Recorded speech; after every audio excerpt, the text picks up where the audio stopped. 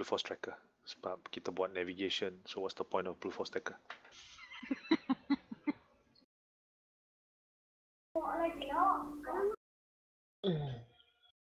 Navigation Wait lah, restart the server sekejap. Okay, disconnect. No, okay, connect. I just restart the mission. Yeah, server is up. Oh, okay.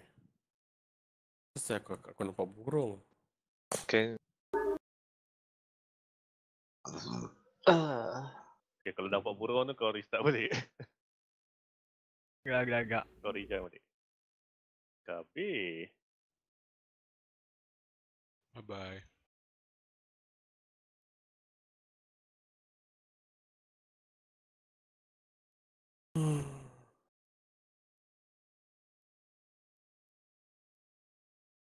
You can take it.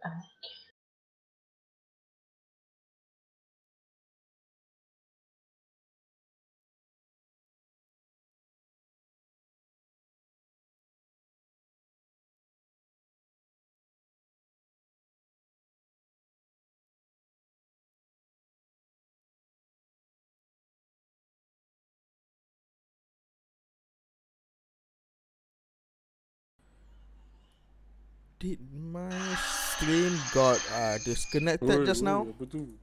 Sorry.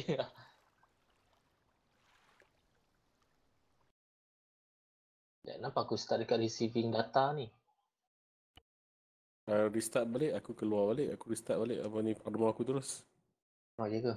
Aku restart balik ke? Seems to be like that.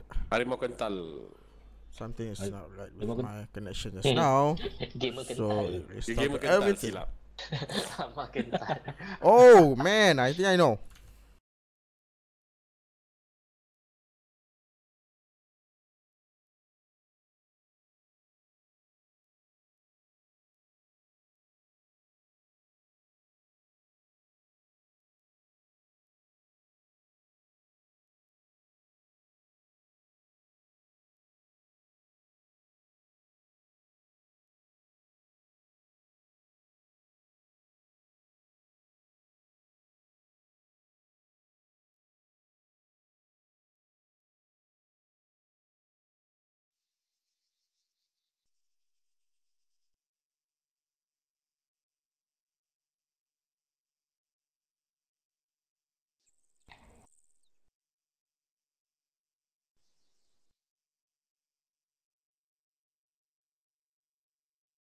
Alah, mama ni tak pandai main game lah.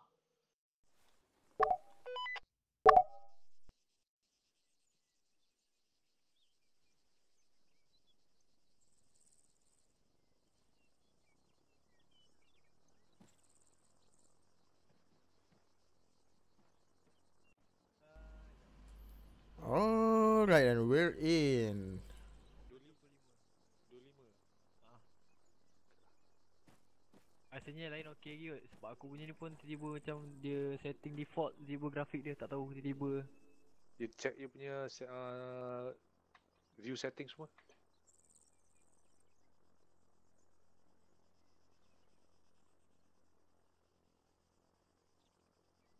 Semua okey je, memang 25 dekat 30 macam tu lah. Okay lah. Belum fully optimized. This one is macam alpha je. Beta. Kita keluar dan keluar.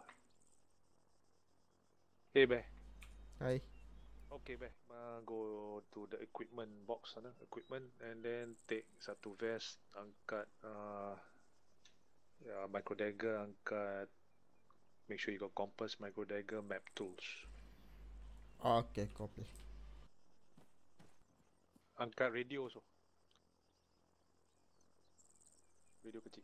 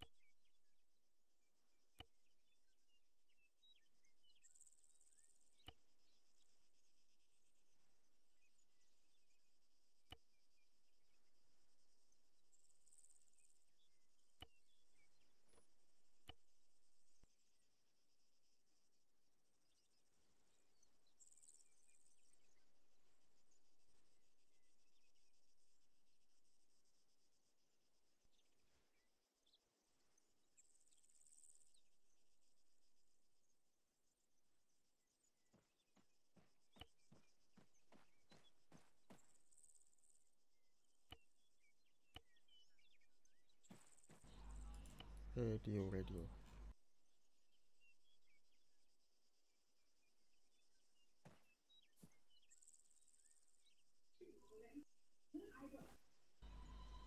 Okay, we already have a radio.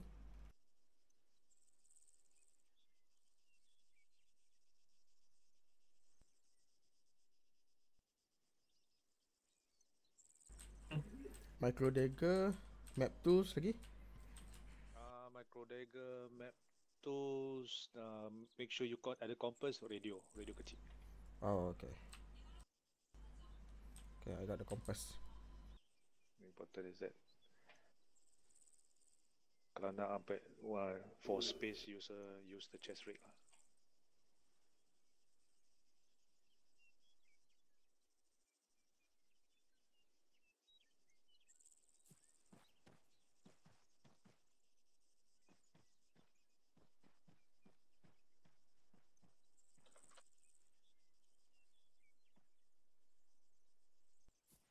Okay guys, before that, quickly, just because this one I consider as is one of the official bootcamp, and to make sure that I record all of you that you have attended, go to the map ke atas northeast. You see my name? Then letak your name also. Just record that so I can take a picture and then I record into this one you completed lah. Just letak your number kat bawah ke list your number so I will. Jangan overlap lah. Tak nampak nanti.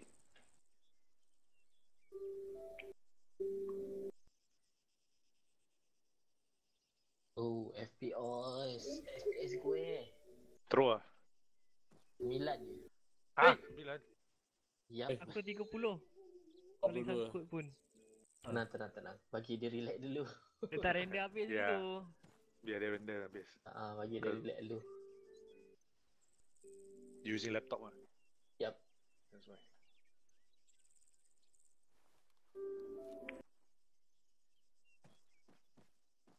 OMG. Oh shit. Dia boleh pakai.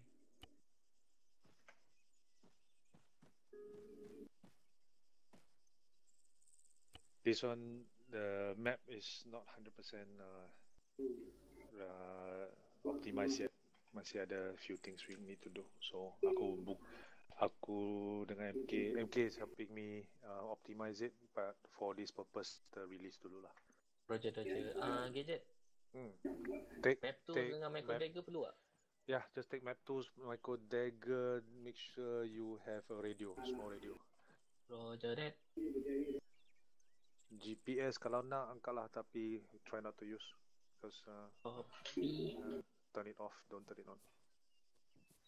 Cable tak payah Tak payahlah. Kita buat navigation, tak ada tangkap orang. Mana tu nak buat bondage ke?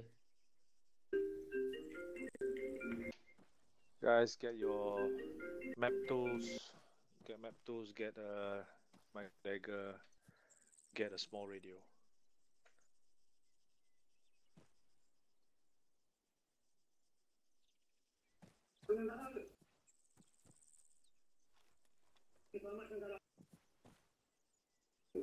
Weapons tak perlu kan? Tak perlu.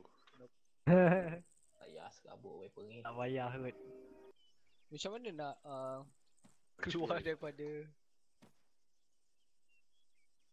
I'm still holding my binoculars. How do we Kan kosong. Okay. Tekan Bravo untuk binocular.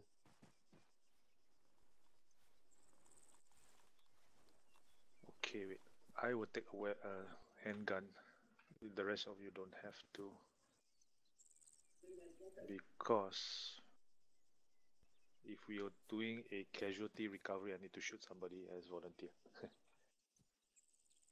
Casualty recovery If we got time, we do that lah. Most likely we have time. Just want to. Jangan tahu gue pakai helmet lah.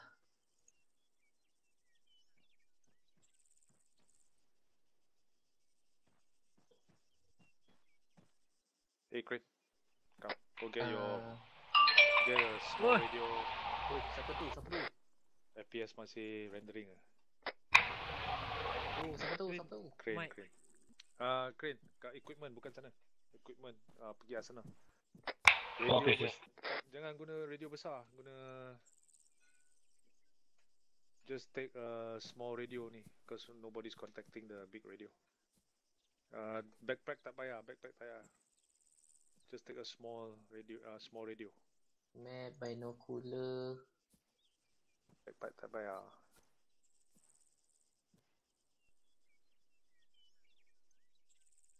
Ya, kita kan lagi jalan-jalan pun kan. Jalan-jalan je. Weapon no need. Tak payah weapon. Tak weapon, tak weapon. Alah, Haris dia ni, he wants to take weapon, he wants to shoot birds and tortoise. I'm trying to take it out of my inventory, tak boleh. Yeah, right. No, go to the equipment, go to Arsenal. Apalah, The Aku- box next to it. aku standby handgun je lah. Mana tahu nak tembak orang.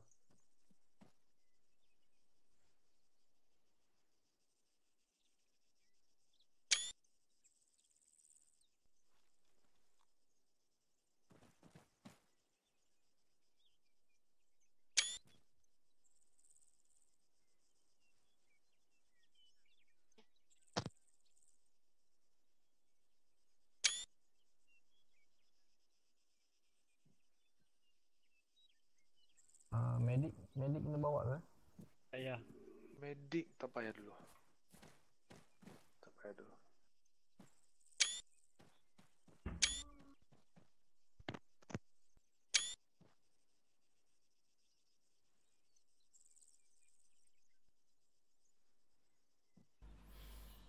Sorry about that. I forgot to change the scene. My bad, my bad.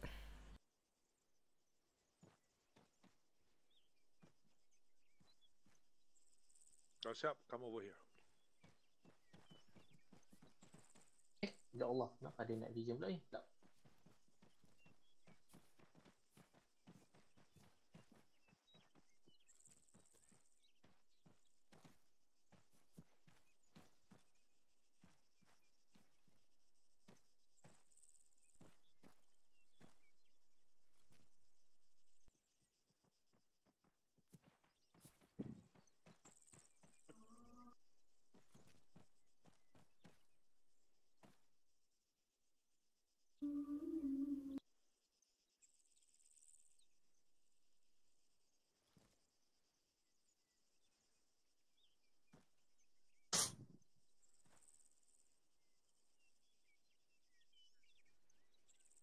Dia still rendering Ya ke?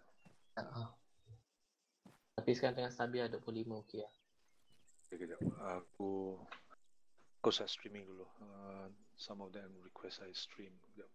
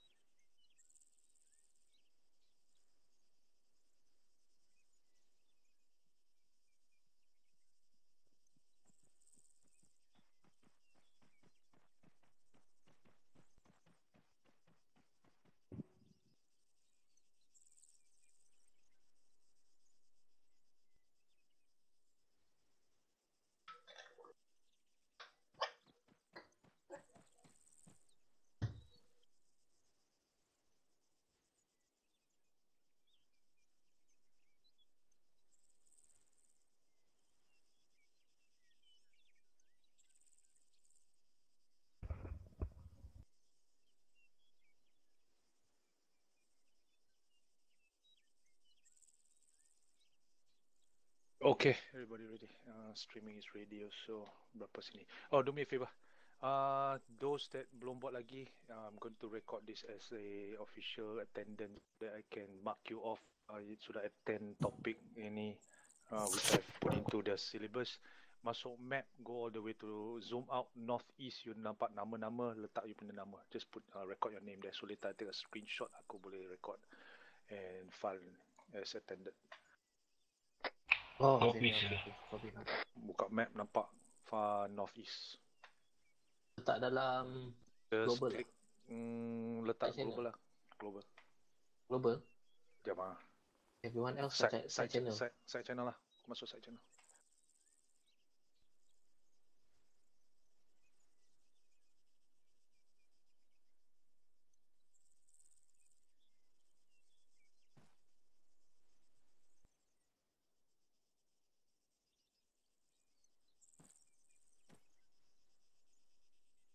Lagi dua kan?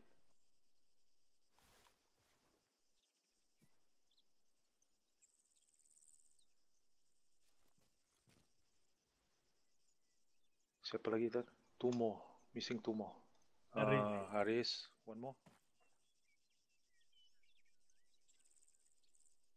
Haris sudah buat. I thought he needs me to help him as secretary. Siapa? And one more. Siapa yang tak masuk lagi? Crane. Crane. Okay, I put for Crane lah. Tak apa. Okay, all 8 is there. Everybody here already? Crane, you ada tak? Crane AFK ah? Crane. Ada. Okay. No worries. Radio, jangan pakai radio. Everybody put radio 100 for in case later tak dengar aku guna radio so everyone can listen. 100. Okay. Control P. Control Papa. Oh, those who don't know ah. Okay, lepas tu. Siapa? Okay, wait, later. Apa? Control Jap. P. Lepas tu kau tengok dekat dalam screen tu ada C1 lepas tu ada nombor belakang tu. Kau select semua nombor belakang tu, lepas tu kau type 100. 100. Lepas tu kau tekan butang enter dekat baris kedua paling kanan. Alright. Frequency TNT. nama dia. TNT. Itu je. Alright, thanks. No problem bro. Just belanja KFC lepas ni. Oh, Ha. okay. Everybody on? Okay, first of Yeah. all, just thank you, Salam Sejahtera. Thank you for coming Arma Malaysia. Today we will be covering two topics. One is basic navigation. Using basic means just your compass, your visual reference, and your map. Map tools also termasuk, and how to read the map and all the contours. Next, if the next topic we're going to cover, it would be the casualty recovery. Basic casualty recovery. We will just make sure that you know how to use the ACE interaction and how to drag and carry persons down. Obviously, there's certain SOP before you go and recover the the casualty. We will cover that later. So today, just let me good evening. So my name is Gadget, and I would be here to be helping you guys out on a few basic stuff. In just for me to understand siapa. I know Haris is here. Tengku sudah tahu. Mansun is considered also quite new. Okay, who here feels that they already can help me as someone of like a co-instructor on how to read maps and all that? Can you group only just come to my my website where Haris is standing? I know Haris can already. So everyone there. So what? Those that really feel that they already know, so that I won't treat you like a student in a way. It's more like already tahu how to read the map, contours, everything. 100% sudah tahu. Go to where Haris standing. Okay, so the rest all considered as students and needing to get some information on this lah. Boleh. Thank you, Haris Tengku. Okay, what we'll do right now is that this will be the bootcamp. I think this is the first time I'm doing an official training on this bootcamp. For when you go out next later, just click and save all the mods that is in here into a playlist. You know how to do that, right? So use and then you type it as Arma Malaysia Bootcamp ke apa. So next time when we do a lot more, when we do 80 training, when we do uh, mortar training, or even to like formation training and a whole bunch of other trainings, when this map is 100% fully optimized, we'll be using this more often on a regular basis as a training ground for Arma Malaysia, so that when you put into your playlist, you next time just go in the playlist, tak payah tengok. I don't have to list the mods and all that. It'll be quite basic already, so you can get all the mods required and you can masuk terus. Today, first topic we will do is we will talk about the basic navigation. Now, for basic navigation, I have attached a Word document into the event page. For those who didn't check out the documentation after the training, I suggest you take it out. It's a Word format.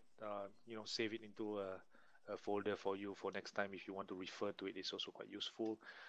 It's contour reading and also to tell you of the words that we use to describe key features or key terrains and visual apa tu features that we will talk about, things like the what is a summit, what is a saddle, what is a valley and all that. So that Word document is very useful. Use it and you can refer to it. So now someone told me that building, who opened the door? Tak ada kan? Someone told me that thing is haunted. Someone that they tested it, the doors were open by itself. Anyways, okay, it happened. Oh well. Anyways, okay. To start off, who saw the documentation? Someone, can I consider everyone, or someone didn't, or missed out the documentation, the Word document that I've attached? Anyone who haven't seen it?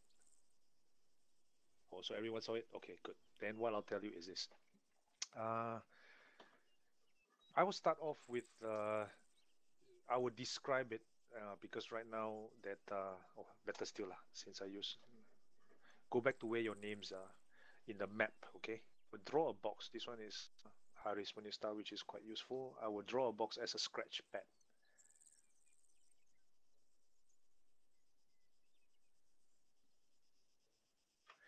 Okay, everyone see a square black box? Yep. Okay, the Yes, sir. scratch pad will be there. I'll be putting all kinds of scratch pads there. So, okay, first of all, in that documents, you know that there is a picture of a fist, right? That fist is quite an interesting. I tend to like to, instead of use a fist, to describe it, I like to use it as a the palm, your hand, say your right hand, you make a cup of your hand and then you place it on the table. So you put the palm straight, or you jangan buat fist, you buka you punya palm, tapi you punya palm where the knuckles you naik sikit macam tu, like a cup, and you put it on the table. That is one way to understand terrain. For one, I think what I'll cover is that what is a ridge.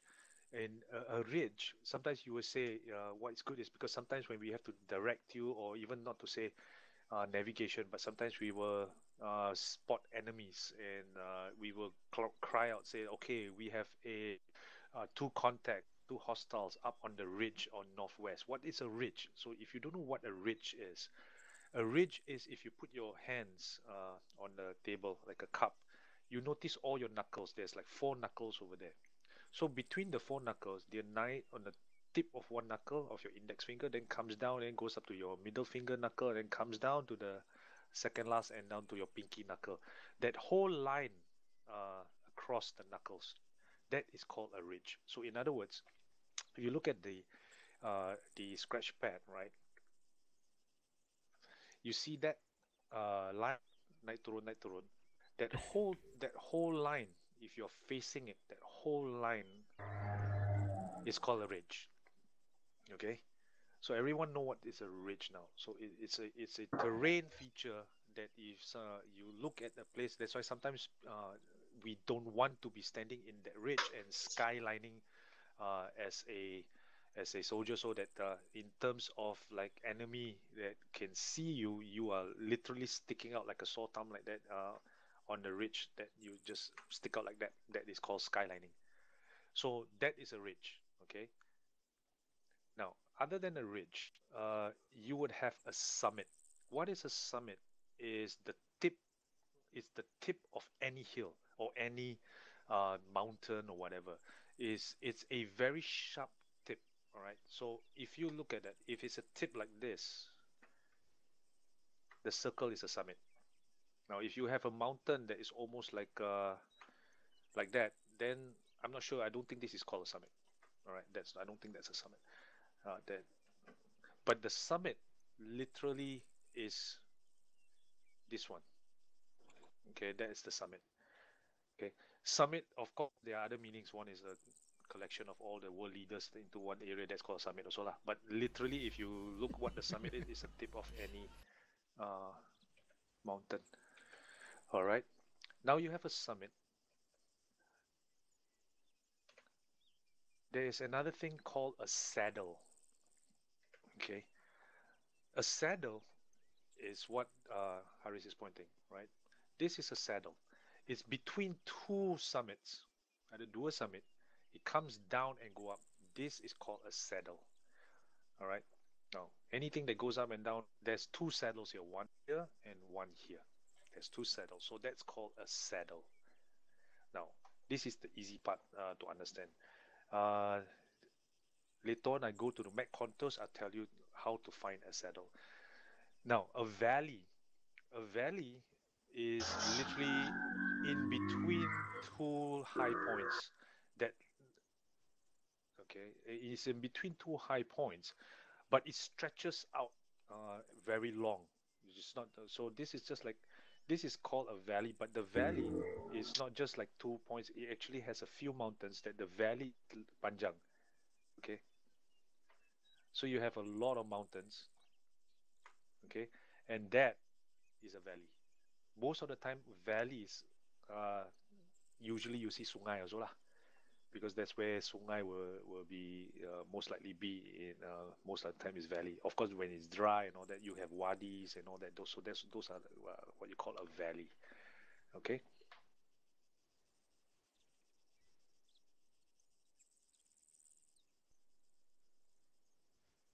Complete silent tiba-tiba ni. No, I go delete. That's why. Aha. Okay.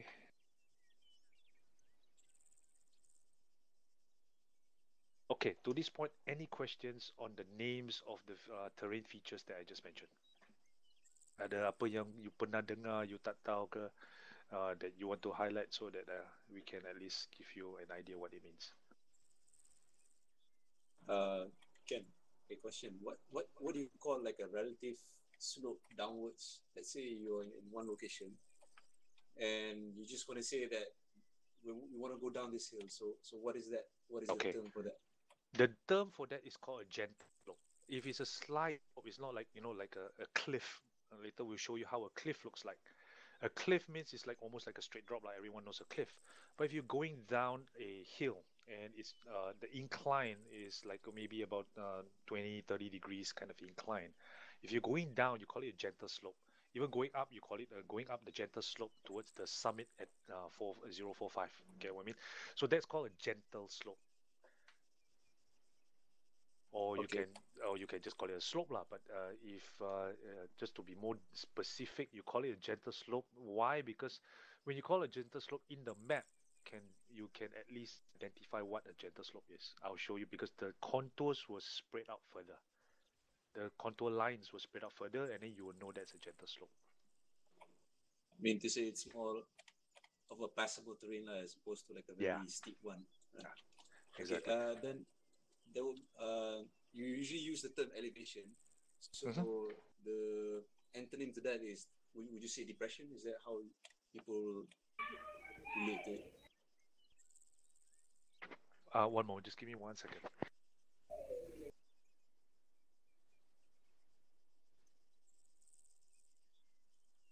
Sorry, I was just talking to Jen for a while. Okay, you were saying the question. My bad. Okay, so I drew something on the scratch pad, though. Okay. And this is the relative location of where we are, and it's just terminology lah, because I want to identify to people so that everybody's on the same page. If I say elevation, it will be this kind. What would say, like, if it's a slope going downwards? Would you say it's a depression, or is there another term for it? It's a inclination.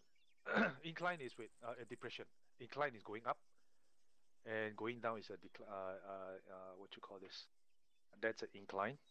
And then down there is more of depression.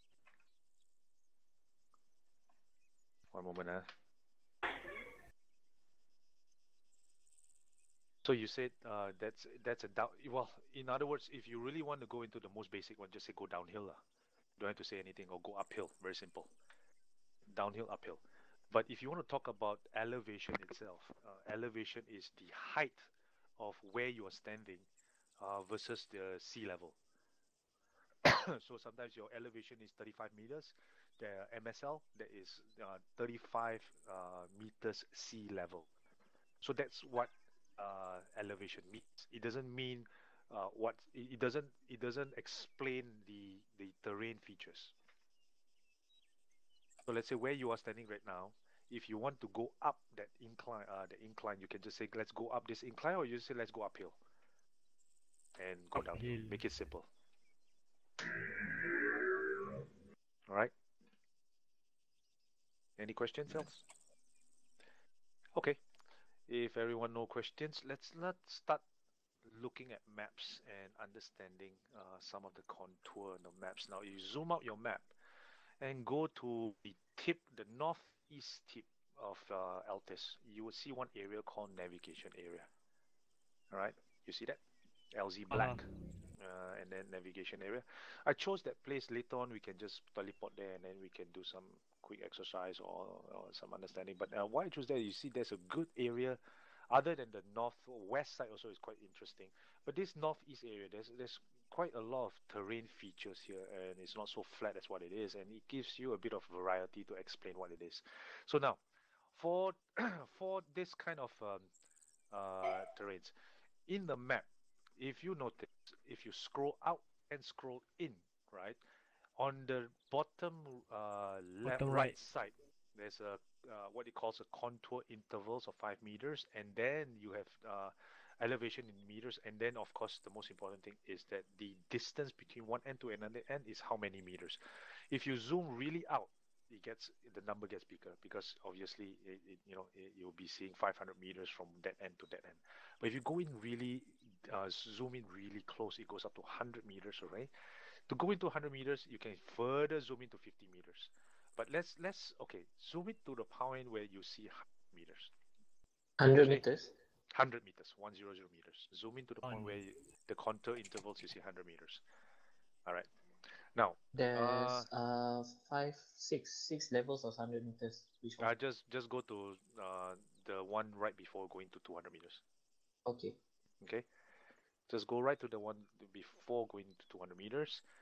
At that point, okay, what I want to tell you about map reading is this. Map reading has grids. Now, the grids are interesting because it usually starts what they call an easting and then a northing. So east north, just remember easting, northing, east, northing, easting, northing. So that what it means, it just drills into your easting, northing, means you start looking at the numbers of the grid from your west to east. That means easting. So you see the numbers from your west, from let's say you see a number that says 200 and 210. The top line has numbers on it. That one going from left to right is called easting. Then you got 210, 211, 212, 214. Those are your grid for your easting. And then northing is from your south to north, means from bottom to up on the numbers on the either side, the left side or the right side of your map. You will see numbers 222, 23, 223, 224, and so on, going upwards. So that means easting is left to right, bottom to top. That's how you read your grid anytime.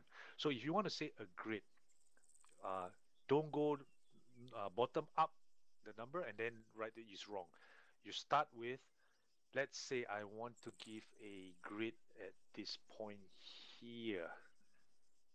Here, where? Here, a little dot put here. You see it? Okay. Okay. Now, if I put a dot there and you want to say a grid, so what grid is? You will start the grid by reading the top end here, which is 2233, and then you come down here and you see it's 224. So the grid actually is 233, 224, not the other way around. Huh? So read this way first and then this way.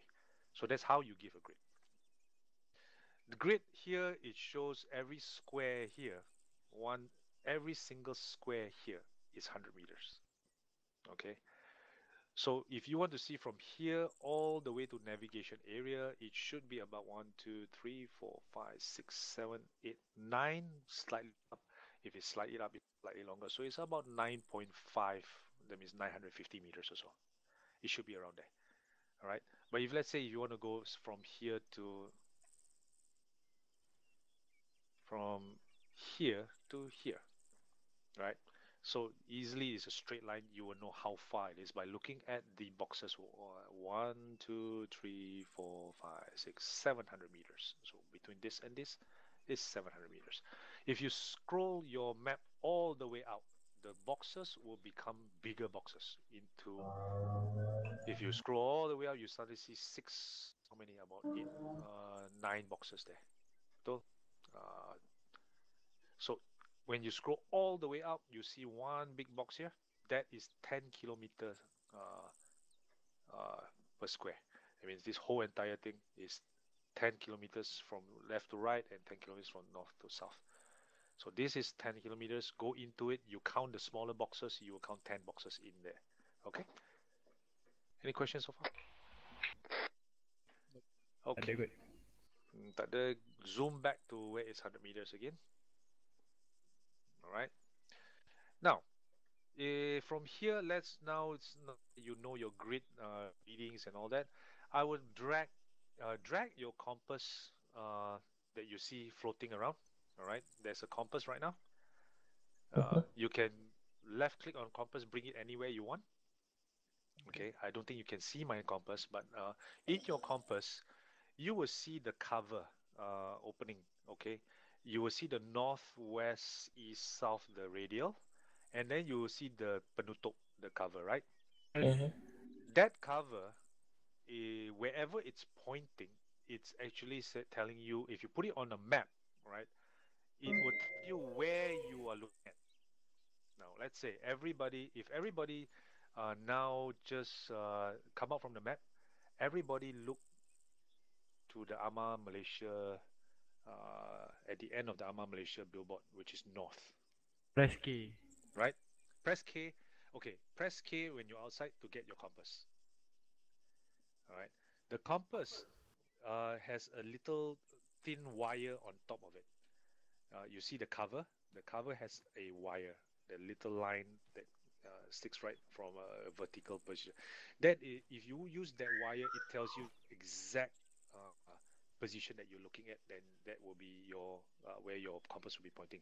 So let's say you look at the flagpole. All right. You put the wire exactly where the flagpole is, and then you look at your compass. That will be your really accurate bearings against the compass.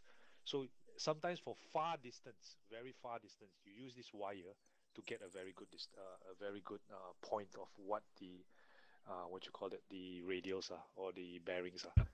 Okay, so now let's say if you point at the billboard, okay, and stay looking at the billboard, go back to your map.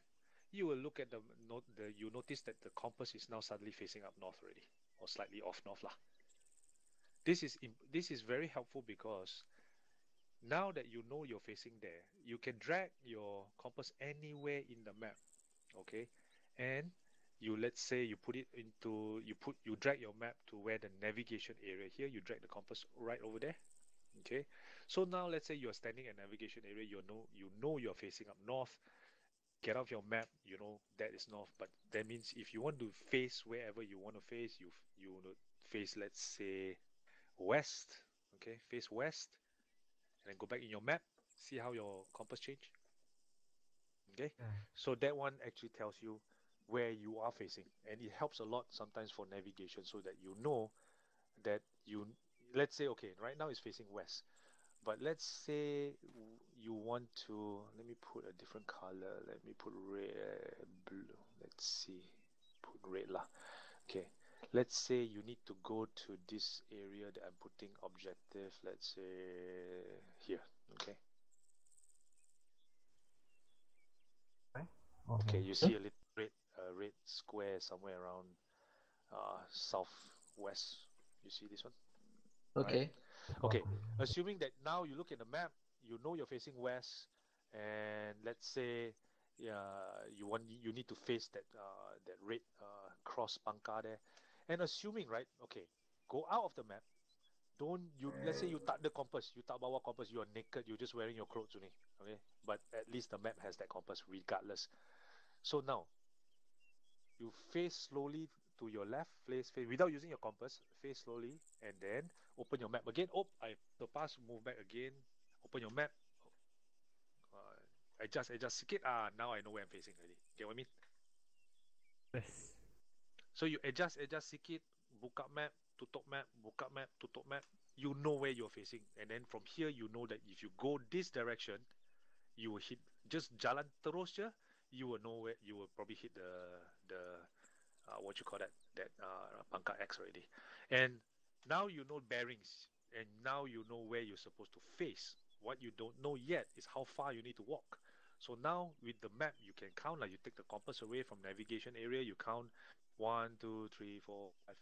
Let's say this is about 1, 2, 3, about 400 plus meters lah, 400 plus meters. So now you know you need to go 400 meters this direction.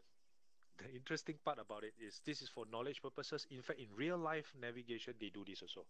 Kalau you pergi camping ke, or you go for navigation course or survival course ke apa, let's say you have you are in a survival. It's called SERE, SERE. There is a survival escape.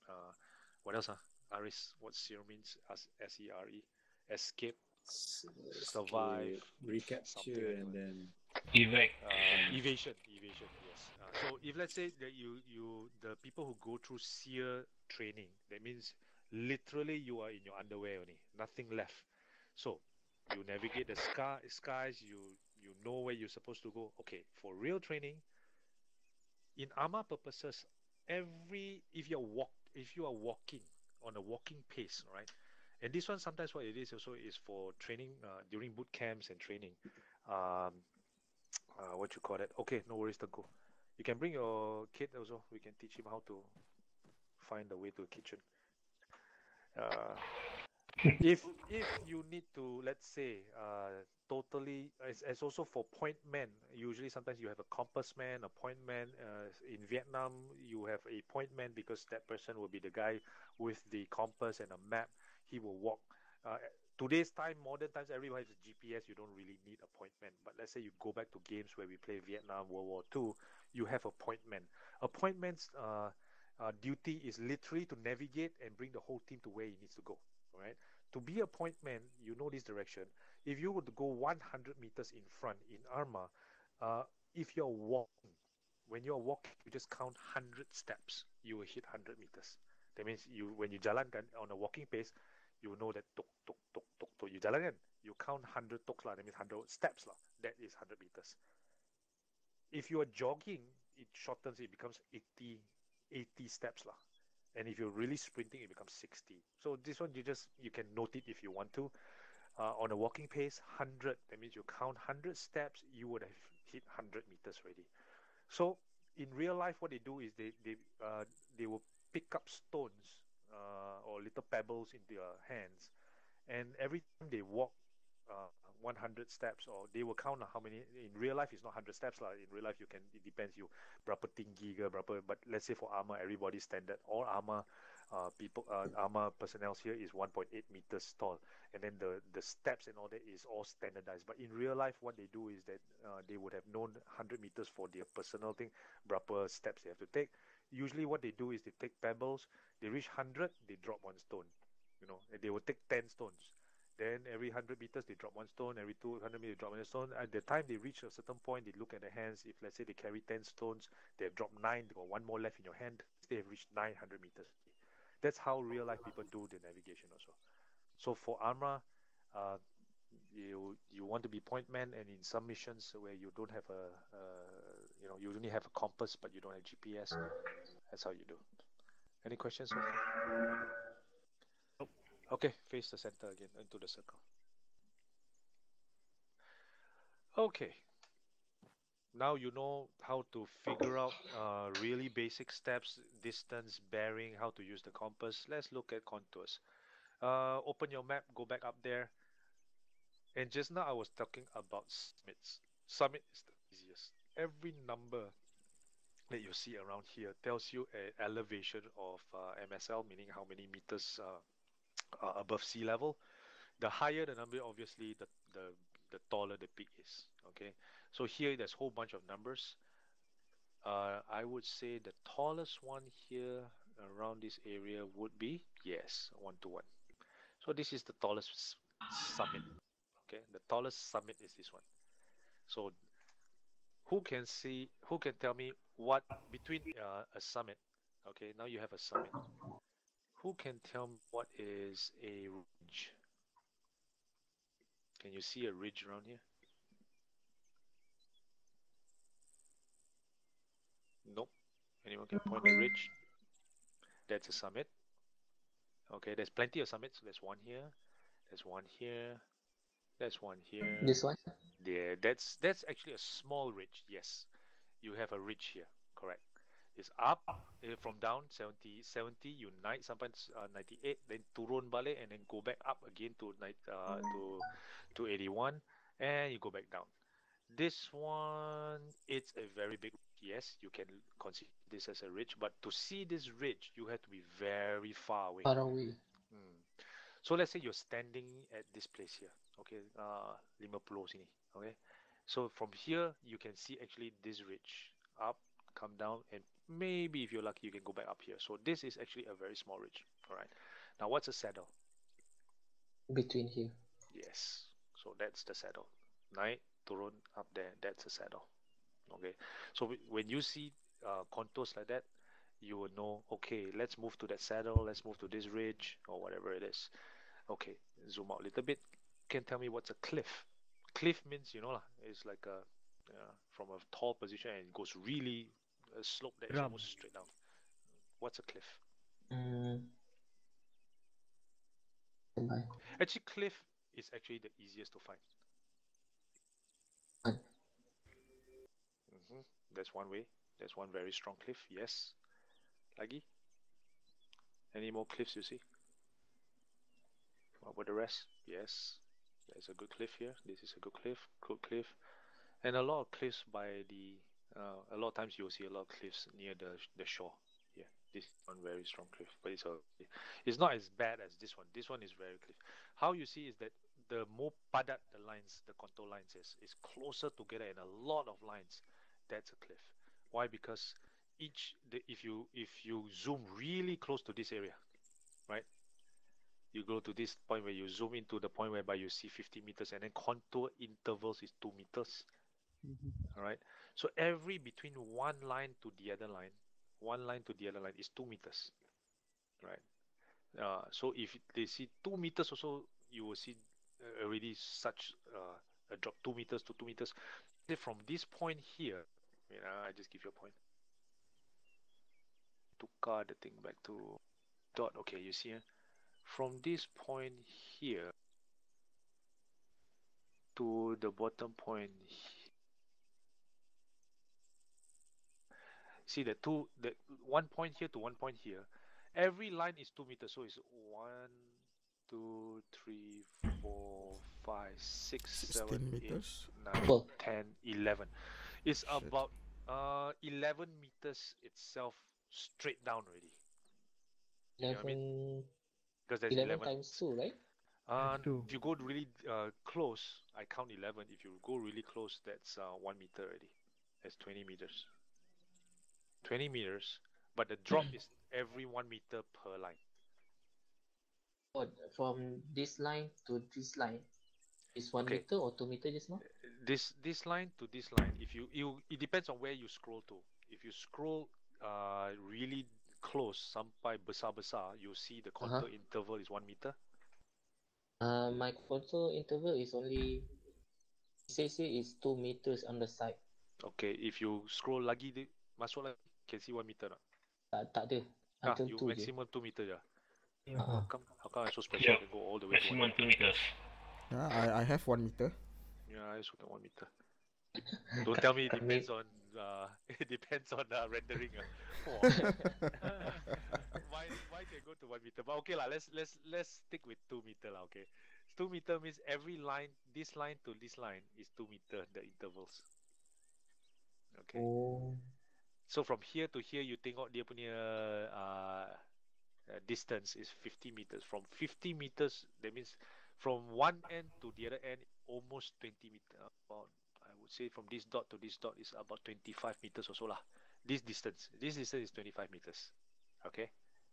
This distance is 25 meters, but this distance to this distance 25 meters. The elevation of this to the elevation of this in 20 meters is almost as high as just now I counted about 11 12 meters really.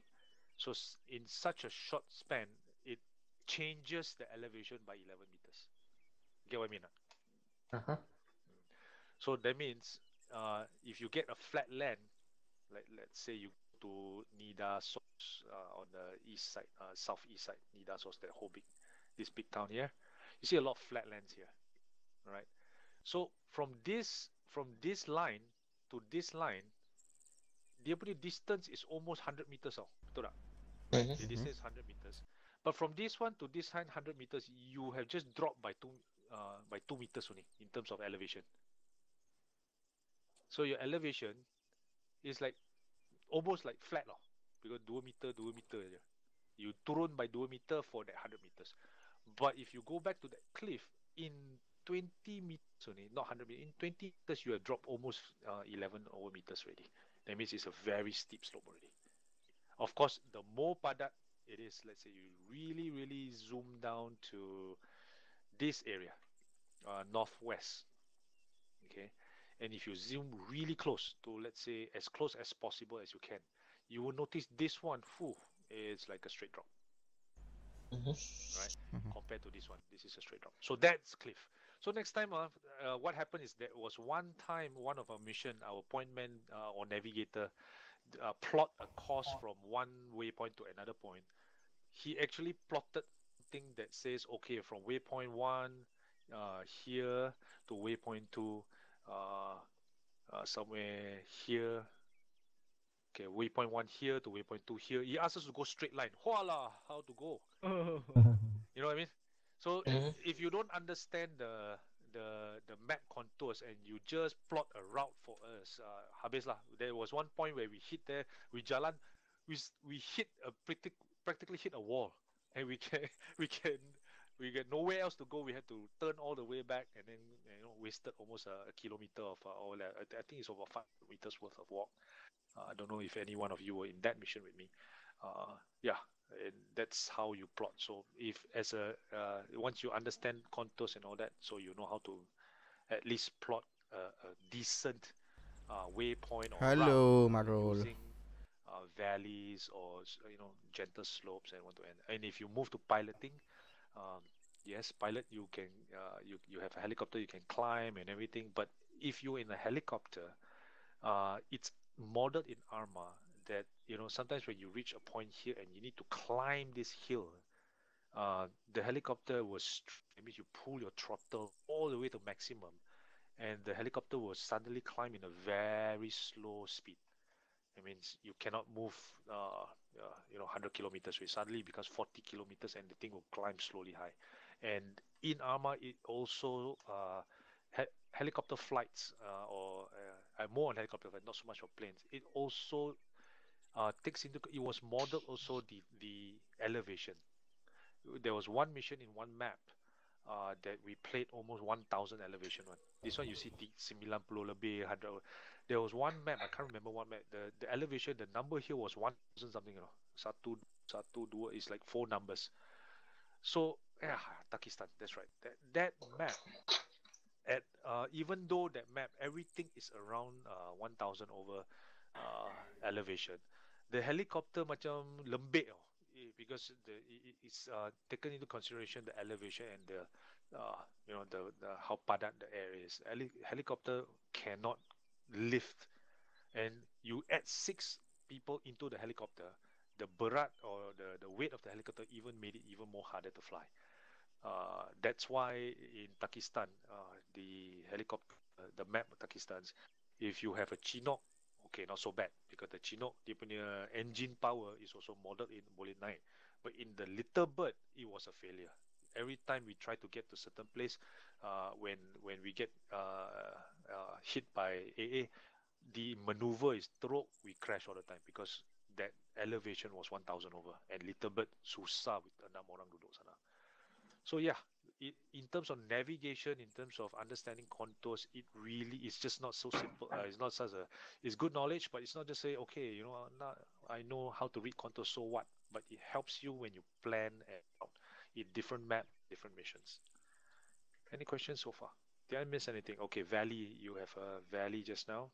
Okay, let me see if I can find another feature for you.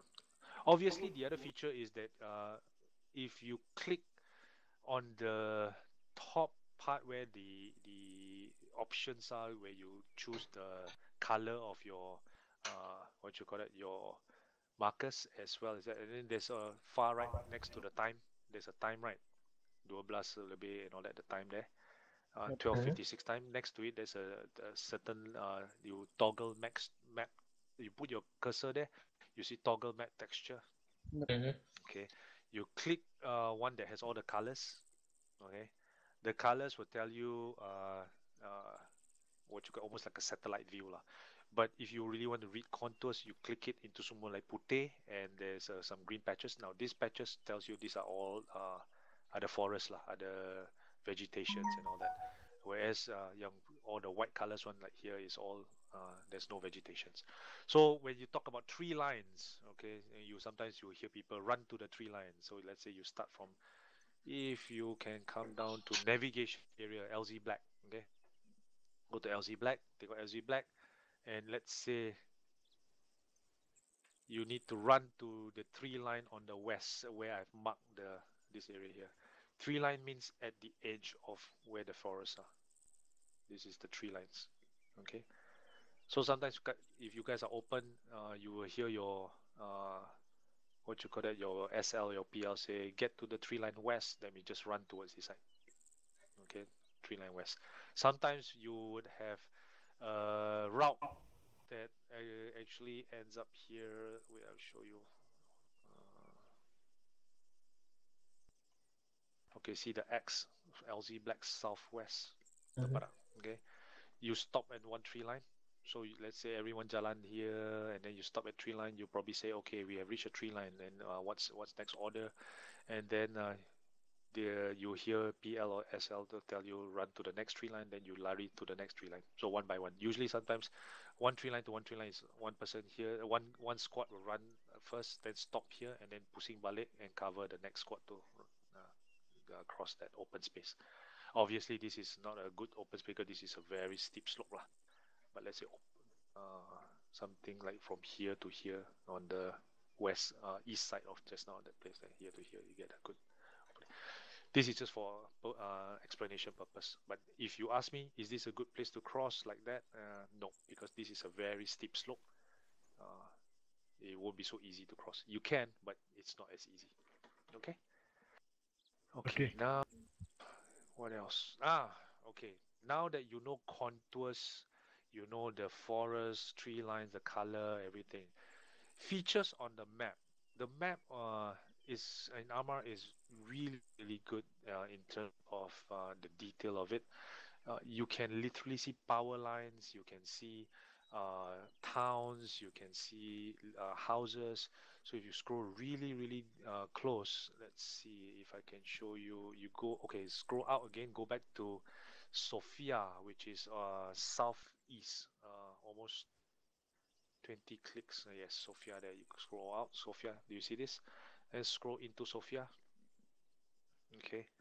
Sophia, you Okay. see a lot of boxes. These are all little buildings that you can see, and then this obviously there are churches, and I believe if the church around this area, chances this will be a cemetery. Chances are. You have another big church here. Okay, and then if you look southeast, that's a power. Yes, that line are power lines. Okay, so there's power lines here. Why it's good is because sometimes in Sofia, right? A good way to use this is like if you're under attack, very quickly you say run east towards the power line. Uh, so let's just run east towards the power line because power line, when you know there's a power line here from here, you just go out. You can look for visual reference already, and you can see the visual reference is not too far. Power line, if it's a huge power lines, you boleh nampak dia punya pylons and all that. Then you just run towards the power lines and then regroup somewhere here. Obviously, you go northwest of the military base. You would see towers. These are towers. Okay, so you know military base dalam tu ada towers. And then obviously at the military base, these are rock formations. Doesn't mean it's a mountain. It looks like a mountain, but it's not a mountain because mountains are this one. These are hills and mountains. Okay, these rock formations. That means it doesn't have to be big. Sometimes it's very good for. This is good for cover. That means cover and concealment is two different things. Concealment means you can go into a tree line here, north east of it. You can go to tree line and you'll be in concealment. That means concealment tersembunyi. But this one would be very good for covers. That means it's almost like peluru pun tak boleh kena lah. So this is called. Let's run to the rocks. Let's say you're in a military center here. Let's run east to the rock covers over to the east. Then you run to the rock covers here. You know this is rock cover. So that's how you read maps. There are also power lines. There are also windmills. I can't find a windmill here. I think windmill is on. If you look at it, if you were to, if let's see if I can find here. Boleh. You go. Okay. You scroll out, way down. Slightly. Yang paling atas ada dekat Ada ke? northeast Cat Stringle. Northeast. Cat Mana ini? Stringler. Yes. This one. Okay. This is not. This is a lighthouse. Oh, That's a you were looking lighthouse. for windmill. You want to look for windmill, you tengok macam okay. Tadi where the Sofia is, go back to where Sofia is, right? Okay. If you were to go east, direct east into the shore and then keluar sikit into the shoreline, do you see this one? Ni. I think I believe that is the windmill. Chances are. Because windmill is, I'm not sure whether this is windmill or not, but yeah, usually windmill you see like a row of stuff like that. So this one I'm not sure in the laut ada windmill. I'm not sure lah, but yeah, let me see if I can find a good. This is a power plant, right? You What's see this? that? Power plant. Macam you pergi tempat ni, you will notice there are transformers and all that. So this They get signifies a that power plant. windmill, you can go to Nafia Bay. Mana? South of Opiayan. South of Opiayan. OP Iron. Okay, you go back to the main base. Keluar. The map. There's a lot of windmill there. Sini here. Okay, you go to where the artillery mortar here. You nampak tak? Okay, zoom inside there. Zoom there. You nampak ni? Oh, okay. Yes, that's a windmill. Actually, the one out there is not this windmill. Oh, this one looks like a fan. Okay. These are windmill. So when you look at map, windmills and all that are usually on the top of the hill, 240 over meters above sea level. And you go further west, you see a very big windmill here. Nampak tak? This is huge line of windmills. So yeah, windmills are good for references because from far so you boleh nampak and all that. Go back to LZ Black again. Okay. Any questions so far for contours? If you zoom out even further, let's say zoom out to 500 meters, kat bawah tu the interval at the map range, zoom out to 500 meters, your contours will become lesser already, not so detailed. So at the detail part, you can see this is a big on the north side of navigation area. This is a nice peak area. This is a peak area. This is a peak area. So you know lah, as you go out, you can see more easier to go. Then you go detail planning, you zoom right into it. All right. So now that is basic map features and visuals. Any more questions? I think it's quite simple. I'm trying to keep it to 1+ hour only. In terms of route planning, how to use your GPS, how to use your micro dagger, I will save that to another topic, more advanced topic. But this is general, mainly for the newcomers and the people who just joined and have not really understand how to play or how to read the maps. These are good stuff. Yep. Okay. Okay, sir. More questions. Now, what I want you to do is that try to help me also that ada banyak orang baru masuk Arma ke apa, then you guys are considered train the trainer. You guys are more or less certified as how to read basic navigations and map reading and using your compass already, without any help of GPS and all that. If I would to, okay, right now what I'll do is I'll do the next topic, which is casualty recovery. Casualty recovery is quite simple, only. It won't be too long. It's ACE. We use casualty recovery using ACE because in vanilla you can't do it. Only in ACE you'll be able to carry and drag. So next topic is to do this. First thing, I just want you to know a few key things that you need to know before you recover anybody. Number one, most of the time, casualty recover is because you are in an engagement, a full out engagement. Now, if you are in a full out engagement, what happens is your stealth blown already. There's no need to use radios. You can start shouting. You don't have to go into radio communications. You can go into radio communications if, let's say, it's next to each other and all that. The thing is that try not to use the radio all the time, because every time you start shouting, you jam up the frequency for leadership or even like your SL or PL to give orders through that. In terms of recovery, use voice. Don't always use the radio unless you are too far. But if you're not far, like us sitting around here, somebody who's probably about 50 meters in that direction, right? The 50 meters that side there, you can see that guy on the ground. Use yelling or just screaming mic. Don't use the radio. So then you can say, yeah, someone over there, at if you take your thing and west, 50 meters west, someone is down. You just shout only. First thing after that is that if the person is down there, and you are still in fire, protect yourself first. That's the thing. Don't go. Don't. Well, before even you pop smoke, right? Return fire. Before even you pop smoke, return fire. Fire where it is. You start suppressing the person, and then get to cover. Make sure you get to cover. And when you are behind covers, everything all steady.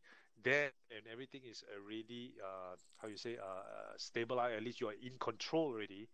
Then coordinate yourself and say we have one guy west 50 meters, another guy 20 meters east. Then you know where they are. Then coordinate. Then you pop smoke before running to get him. Pop smoke only before you run to get it. Don't pop smoke immediately or whatever, right? Because one is that you pop smoke where you are right now, you lose sight of where you need to go yourself, because you have not seen where is the cover and all that. Tiba-tiba everything is smoke. Then unless and otherwise really habis, it's almost like emergency. You got nowhere to go. Last resort, you just pop smoke where you are lah.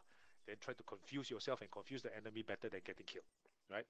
But don't forget, which most people always do under fire, because your stress level now, you are panicking, and somewhere down the line you just want to save your friend.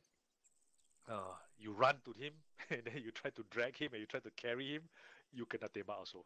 The funny thing about this is that in ACE, when you start to carry or drag somebody, especially carry, when you click carry, you are committed to carry now. Tak boleh halfway punya now. So sometimes when you carry in Ace, it takes at least a good 3 to 4 seconds to put the person in position, carry his hands, put it over your shoulder, and you cannot get out of that procedure already. And you are getting fired. Let's say someone is shooting at you, you are stuck there trying to carry the person. You tak boleh lari, and then someone will shoot you. Okay, so that's why a lot of times the mistake is that I see people rush immediately to carry somebody. No, that person will be able to live another 4 minutes lah. Even though it's very very bad, you should at least 4 minutes. Unless you are the third time, fourth time kena hit under KB punya medical system, the third time one headshot you sudah mati, you don't even need to recover lah. Okay, don't bother trying to recover a dead person. Okay, so first thing is coordinate and make sure keep calm and find cover. And find cover, coordinate yourself. After you coordinate yourself, yeah. And some of the games when you're on ground, the Russian literally walk to your body and shoot you a few more times in the head. It happens. That one is interesting in the AI. It's kejam punya AI. I don't know. Kena possess punya. So, yep.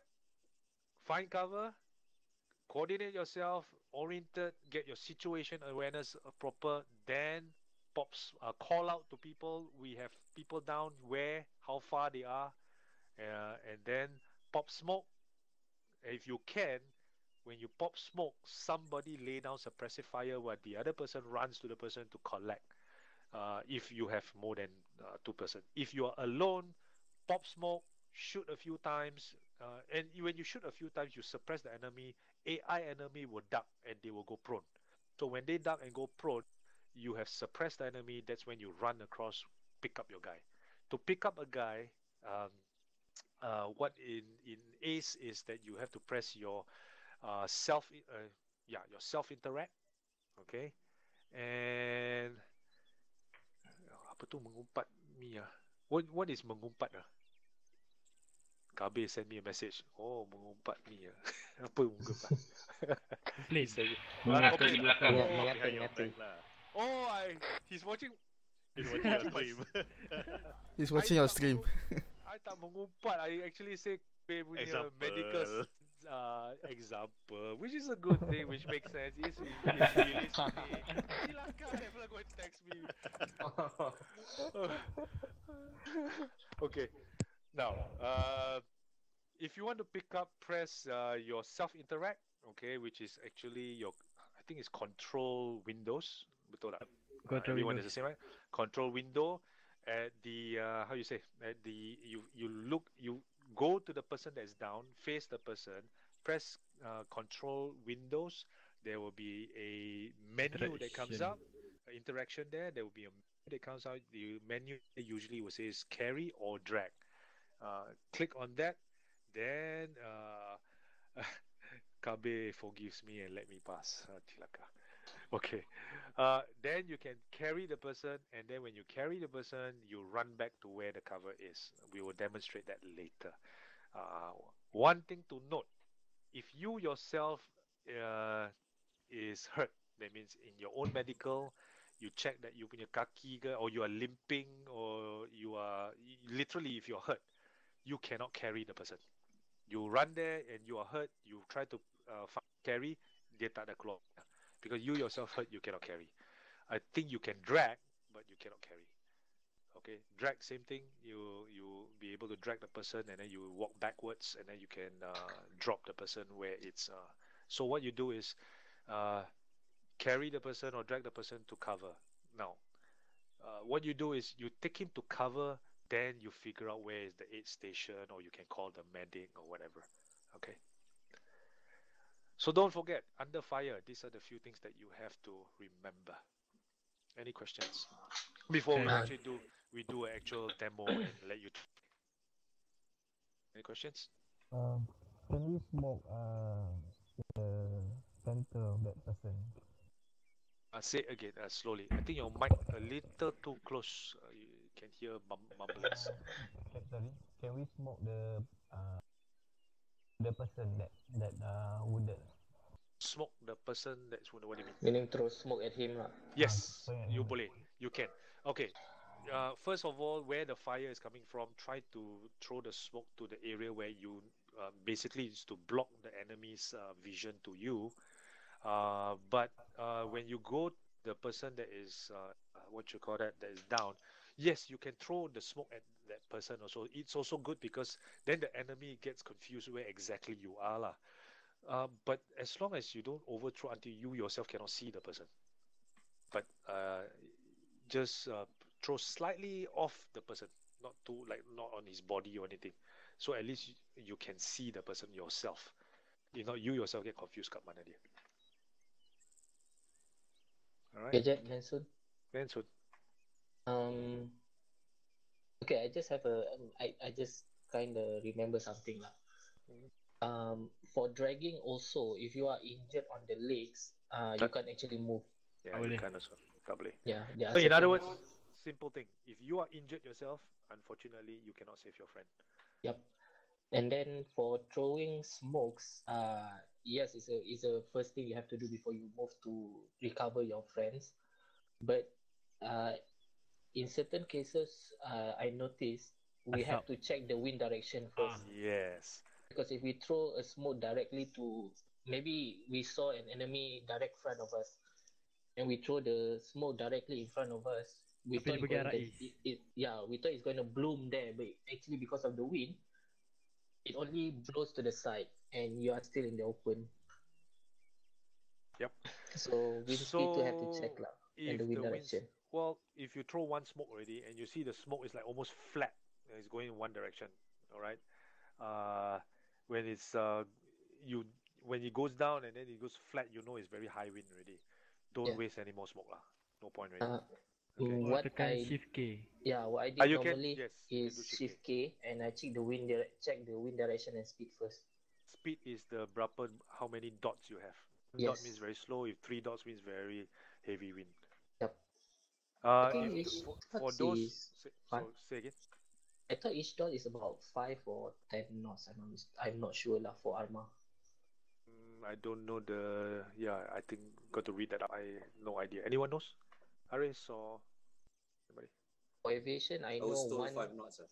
5 knots 5 per knots. dot lah. Yeah, supposedly. So it's equivalent to one small line lah. Because in aviation, one small line is 5 knots. Long one is 10. Hello. Okay, so for those who right now who wants to try, just press Shift K. You see Shift K sekarang is kosong, one big circle kan? Yes. Yep. No wind. Everything is dead. Right now, if there's no wind, Kabe says if you're close to structure. Now you press Shift K. Yeah, now you have. You This see? one, Zeus, letak lah. So low. Okay, now you see the wind. You see that now no wind, kosong. If you press wind means the direction of where the wind is coming. That means the arrow, if it's pointing down to, if the arrow pointing down to 7 o'clock, right?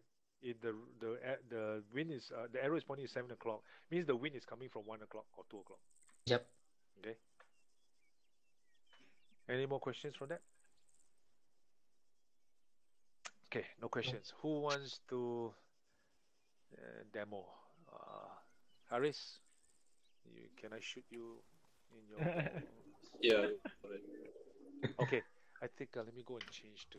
Can I shoot him? Okay, siapa yang Maybe shoot me pernah? the balls or give you Who points in the head. who has medic experience? I have. Go to this big box. Yep. Choose a medic role. Roger Because that. you need to help me revive Haris after I shoot him. Roger that. I won't kill Haris. I will probably get him to. Tak boleh. Okay, where the hell is Haris? Did he hide? This is somewhere here. Alik mana? Dia melarikan diri. Tu dia. There he go. There's. Okay. Right. Gather around me. Dah mati dah. Dah, so much- The hell? No one shot him. Zeus. Zeus. Is it? Yeah, I think it's Zeus. Okay. Oh, kaki dia. Thanks, MK. Okay, wait. Let's see if this works. Even though you are not dead, Stimulate wah. Can. You can drag him he's if still up. Okay, he's still up. Okay. He doesn't have to be down, but you can carry him. Okay, so let's see. Who wants to try first? Crane. Let's see you try. Ya, kita menu tak ada eh? Ada. Interact with.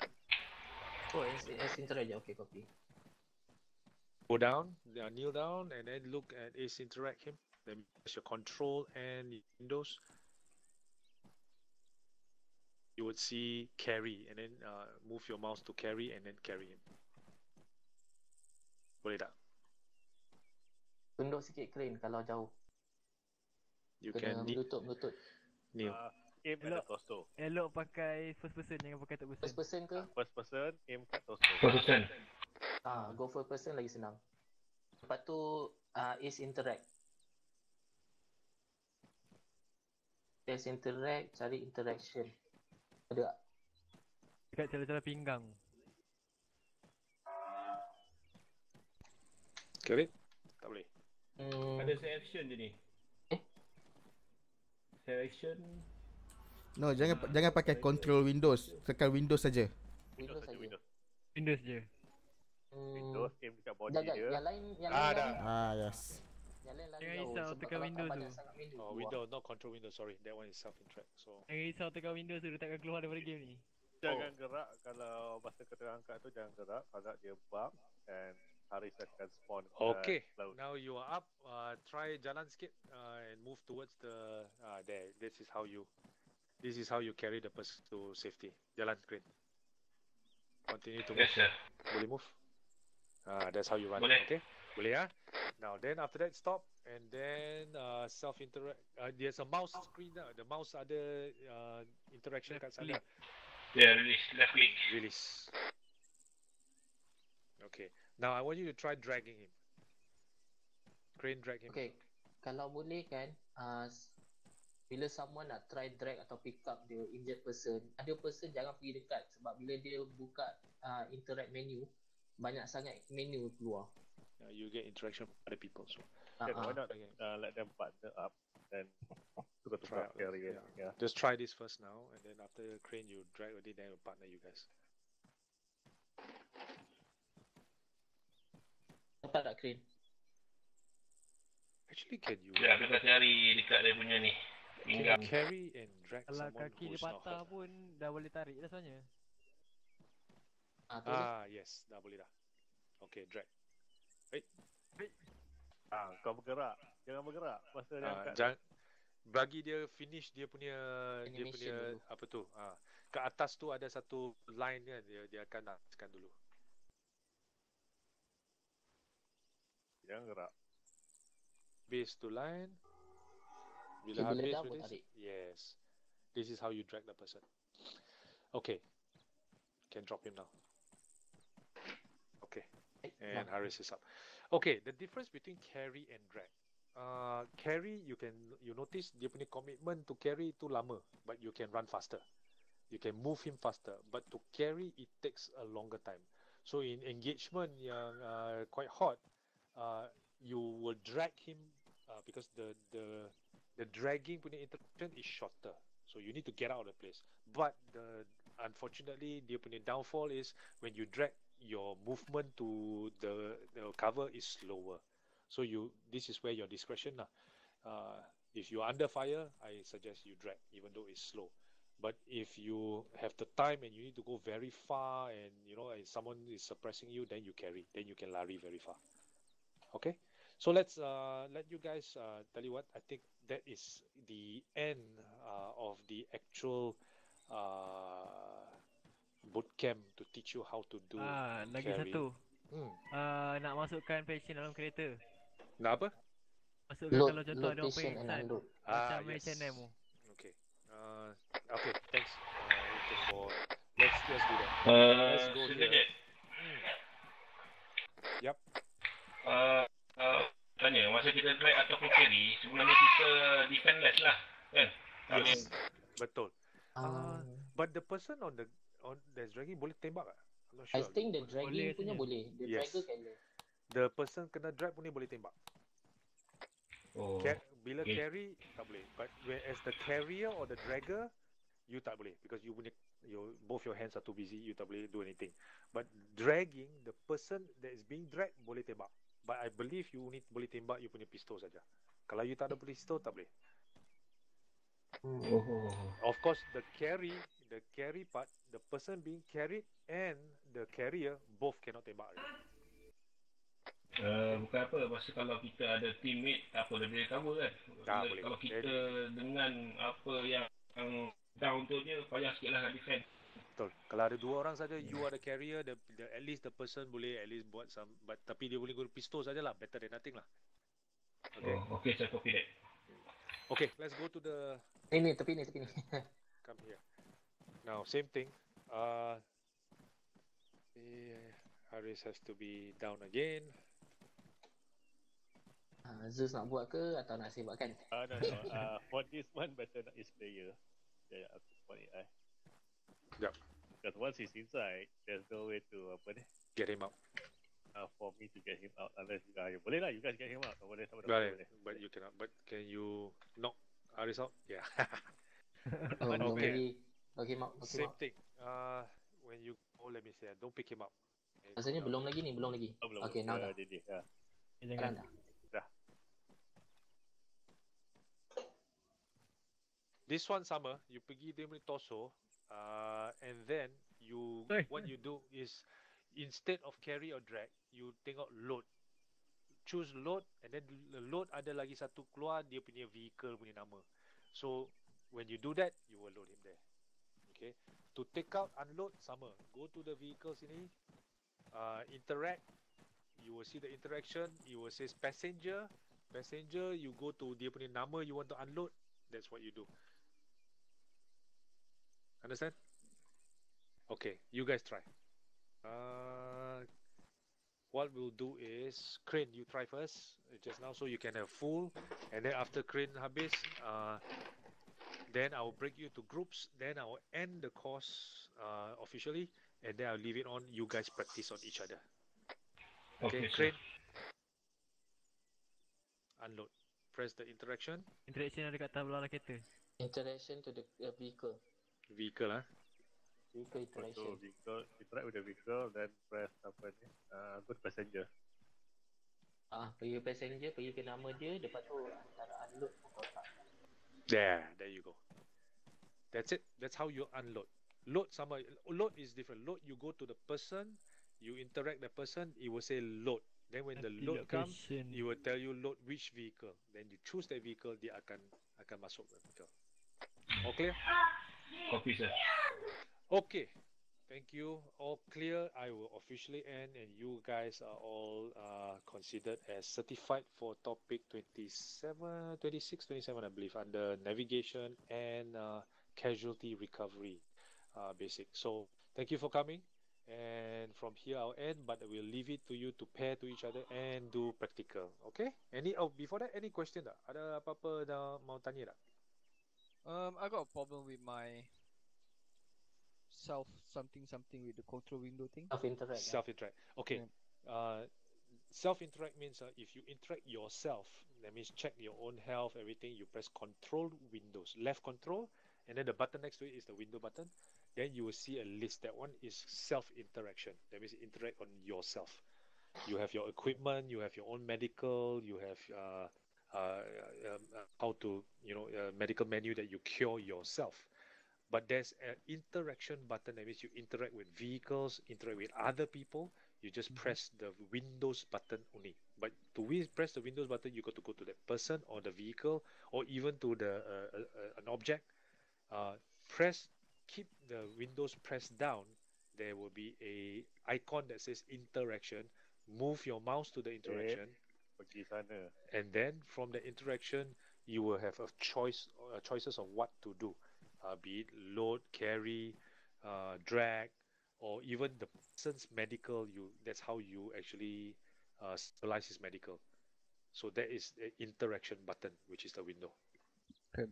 But it doesn't do anything when I press it. You have to go, not now. You have to go to, if you press it right now without anything, you won't see it. But you have to go close to the object. You have to go close to the object, be it a Okay. person or the vehicle. Then right now you press, nothing will come out. You go to, let's say, go to Haris. If you try, go to Haris right now. Okay, Haris kneel masih hidup. kneel down and go to his torso, and you press interaction now. You will see interaction on Haris. There's a some sort of a icon on Haris. Can you? Tak ada, Haris tengah hidup tu. Haris hidup tu. Kalau hidup boleh check medical pun tak apa. Medical menu tak ada. Dia boleh Medical nampak menu tak ada. plus arrow tu lah macam Interaction je. head. Yes, interaction. Move there. Continue press. You will see. Dia ada pass magazine tu Haris. Yeah, you can have a whole bunch of stuff. You can do that. That's the interaction. Okay. Okay. Any more questions? Okay. Kalau No. tak ada questions, break up to group.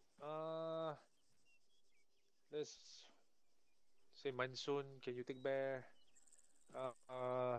Rumble, Oh. you and Salib is AFK. Rample, you and Zambros. Crane is Ada siapa AFK. tu buat muffin. Jahat betul. Richard, Oh. you Oh dengan shit. Richard, you Okay. dengan Haris lah. Topi. Okay. Okay, I will stop streaming here and I will stop the recording. Thank you again. Berhenti pun. Sekejap. Aku tengah jantung Eddie. ni. Haris, Yeah. Haris kat sini. do me a favor. You still on? I just need to AFK for a while. Okay. So what's Can the agenda? Agenda is just get them to practical in pairs and try it out, like what Crane tried, because just now only Crane try. The rest needs to do some practical. So get them to just do the drag, carry, load, and all that. Sekejap Eddie, datang kat aku sekejap. Cool. Okay, guys, you heard him. Eddie, bila kau tengok aku, lepas tu kau tekan window button, apa kau nampak? Tak ada. Kau tak ada nampak macam medical icon, Tak head, ada. tap shoulder, left Tak. arm tu semua tak ada? Tak ada keluar. Okay, maksudnya kau punya ace interaction tu nak kena edit sikit. Dia kau tak ada 3D Okay, so animation. yang lain semua aku rasa dah power dah kan? Dia Zambros pun tahu dah? tak longgar. Ya, cuma belum try lagi. Nak try load. Okay, man. Zambros, kau... Bear, betul tadi? Yup. Kau train dengan Bear. Okay. Kau tak pernah tahu apa? Masa aku dengar Drag tak ada carry bootcamp ni. treatment kau hati? Load into a vehicle, hati? Belum, baru nak buat. So, okay, what? I want you to drag this guy and put him in that vehicle, and then you carry the other guy in front of him into that vehicle. Go. Copy, sir. Okay. Crane pun tahu kan? Tapi kalau kau nak practice, do the carry first and then drag. But load both whoever you carry or drag into that vehicle. Copy, sir.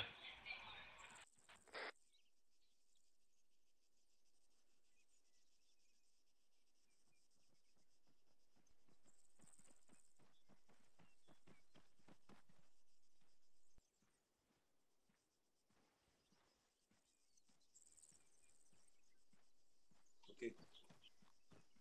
Load him up. Kena letak dulu, sir. Wah. Yes, you have to put him down. Before you put him in the vehicle, you have to put him down. Oh, copy, sir. Nice. Now we got subjects to play around with. Okay. So Hakim, did you drag or you carry? You do whichever you haven't done yet. So Zambros, kau carry ke drag tadi? Kau drag kan? Sekarang ni kau carry pula. Basically Alright. the same principle lah. Nothing much.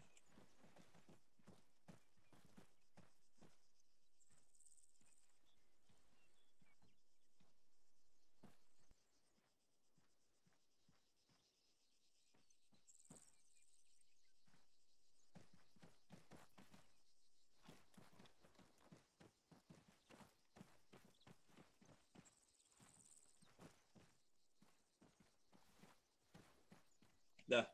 Dia kena full aku rasa. Alright. So this is pretty straightforward. It's more of awareness. Now let's do something really deep. You guys get some weapons and get some apa nama ni medical supplies. We'll do like one example of apa nama ni, casualty retrieval.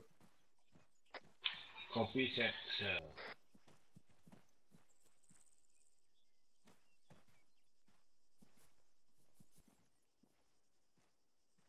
Are we allowed to shoot in here?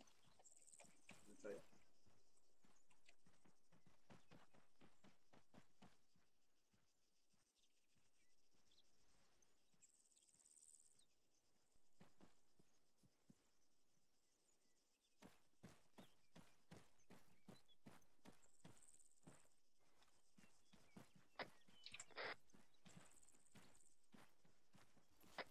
Okay guys, let's do a quick exercise on casualty retrieval. So form up on me real quick.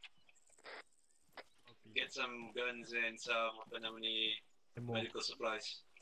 Let's practice that. Haris, if you want to do that, you need some open space. You can teleport to something really open and flat. You can go to the sniper range and you will be teleported to the sand dunes or the sand, what you call it, dry salt lake or whatever. It's a flat land, Okay, open. cool. You can just go to the sniper range there. You can have a better area to practice that. Copy. I think we'll do that since it's got like a lot of different terrain there, kan? Yep. I think for practice is good. That is actually, if you ask me, you just go to this box here and just take rifleman. Rifleman should have a default loadout ready, or for all the smokes and all that. Hey guys, just grab stuff from here. Tak payah masuk Arsenal. Just grab the default loadout so that we don't waste time. Ni ambil kat sini je. Belah kan paling kiri ni. Just get your normal you have loadout. So you don't have to. You have 5 smokes and all that. Else you waste a lot of time trying to dress up. Don't need to dress up, guys.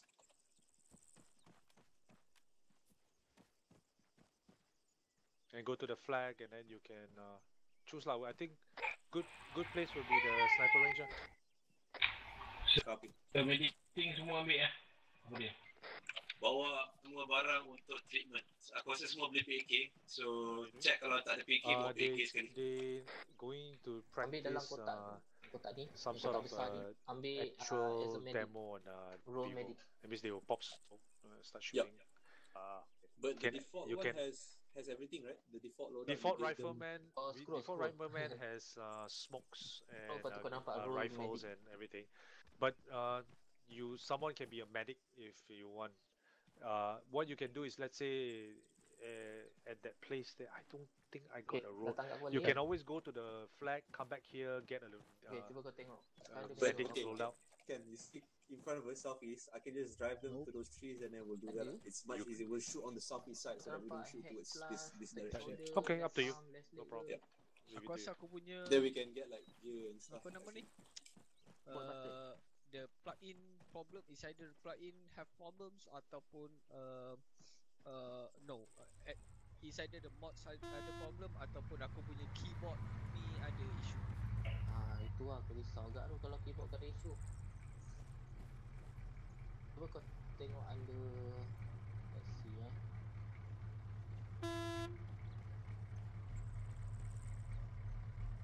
Tak apa. Bagi aku pergi settlekan keyboard ni, issue keyboard ni first. You guys play ahead. Aku load out dulu. Okay, aku tak ada masalah pun. Ada covering ni pun okay je. Okay. Alright. Alright, see you. Nanti apa-apa kau balik dalam radio. Alright. Yep.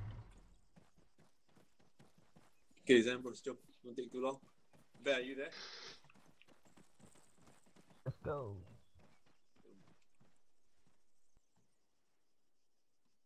So this is all. Bear tak ada kan? Tengku pun tak ada.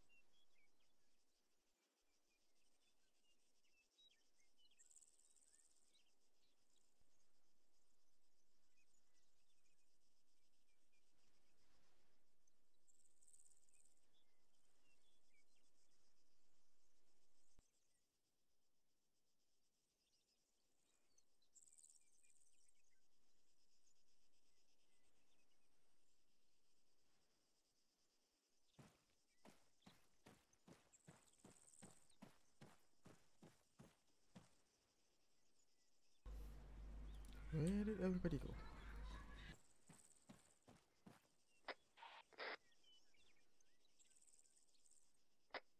Copy that.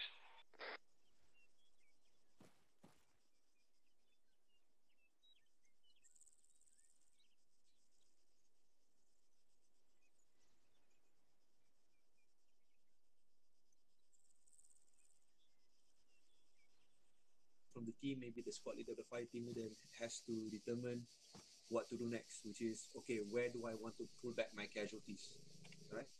So you want to throw smoke after that and then evacuate. So that's the drill that we want to go through. So follow what Gadget has said, and then basically, just go through it lah. So I know you've been through it. Let's just do 1 or 2 tries with different team leaders, and then we evacuate casualties. So let's do it this way. Kita ada 5 orang. Let's put the evacuation area dekat this Humvee right here. So I need you guys to push in a formation southeast, right? And then you will get a casualty along the way. Okay, once you get a casualty, I want to see the drill where there is return fire towards the southeast because we assume the enemy is there. And then when you evacuate the casualty, the area is clear or the enemy is suppressed, and then throw smoke and then evac them here under security. Alright? Clear that so far? Apa drill dia? Copy. Clear, sir. Okay, the first drill is going to be Mansoon leading the team. So I think everybody can PK kan? Guess so. Okay, so if you can, just look at Zambros Hakim, check if you can PK. Zambros kerja je. Ada. Okay, so everybody can PK lah basically. Role kita sama je. So let's do that. Mansoon, you've got the patrol. I need you to push southeast. Make sure security is up and everything macam biasa lah. Cuma along the way you'll receive a casualty, and I want to see how your team reacts to the casualty and how you lead them. Alright. Roger that. Okay. Sebelum tu nak tanya. Because we cannot open the medical menu kan. How to PK? PK should be on the Tak torso. payah pakai ni. Kau pergi ke torso. Kalau someone torso. If you go to a torso, yes, torso, betul, you'll AK. have that option to ni lah PK basically. Okay, nampak. Okay, copy, sir. Okay. So let's do it this way. Mansoon, you're going to take the lead from your patrol up. Do it within the next minute. And then I need you to push southeast. This is a live fire exercise, so you'll need to shoot as you evacuate the casualty. Roger that. Copy that. Okay, but don't shoot at me. Okay. And here's the best part. Aku lupa nak ambil medical staff. Kau lupa nak ambil apa? Medical staff. Hang on a sec. I'll put some in your pack, so don't really have to worry about it. Okay. But again, this is not treating the wounded. This is more towards evacuation of casualties. So kau Kalau tak boleh akan jam buat. balik jam bazir. Okay. Alright. So, guys, let's do this. Mansoon, are you on 100? 70 Yes. 100? I'm on. Yes, I'm 100. Okay, What the I'll tell you when to move. Okay. Okay guys, Hakim will lead Zambros. Okay, Mansoon, start patrol. Sorry, copy. Okay, Hakim akan lead. Kita buat diamond formation. Zambros kiri, Bear kanan. Teguh sekali ke? Aku tak kot. Okay, and then Crane akan ikut sebelah kanan Bear. Okay, move out. Jogging face menghala ke southeast. Copy. Alah.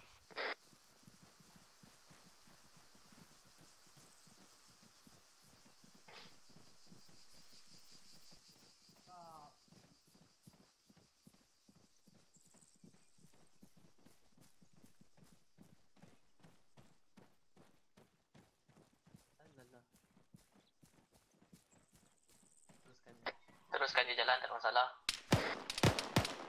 We're taking shots, semua tunduk. Context northeast. Engage southeast, contact southeast. Contact southeast, southeast. Southeast. Weberman down. Zambros down. Siapa up? Report. Bear is up. But injured. Green up. Return fire. Don't just wait Okay. there. All units, one line, return fire to the southeast. Zamrud, hold position, southeast. Tembak, cover fire. Reloading.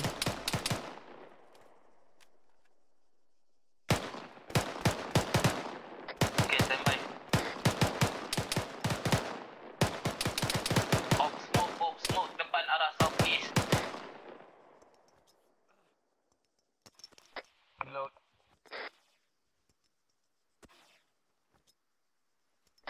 Okay, all units, bagi cover fire untuk aku pergi ambil Hakim.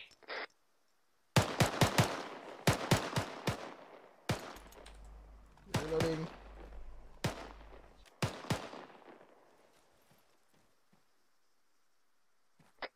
Teruskan menembak, cover fire, southeast.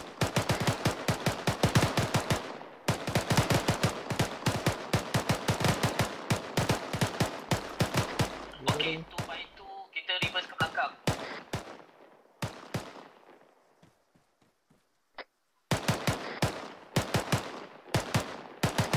Okay, dua yang kat sebelah kanan tu cover dulu. Zamrud, follow aku.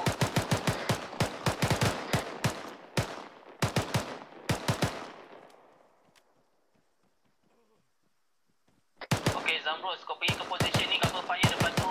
Bear dengan train boleh reverse belakang. Okay. Okay, bear dengan Hakim ke belakang. Bear dengan crane ke belakang.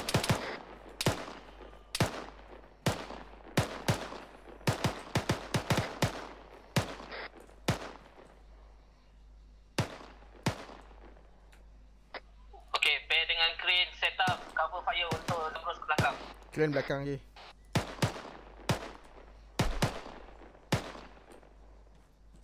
Bear in position.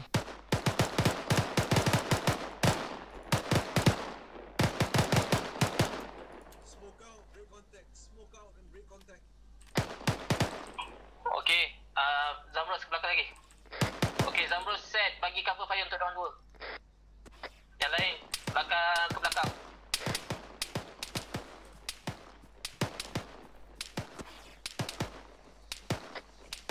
Okay, break contact. Okay, all hold fire. Okay, treat the wounded, the security. Okay, Green, aku nak kau healkan Hakim. Bear, Zamrud standby.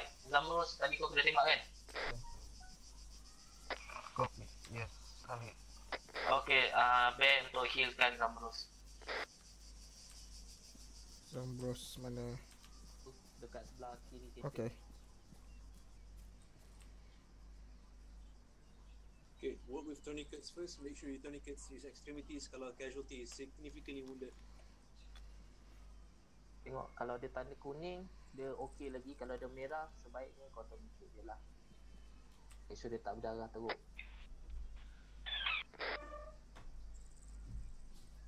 Alright, good. Yeah. Thank you.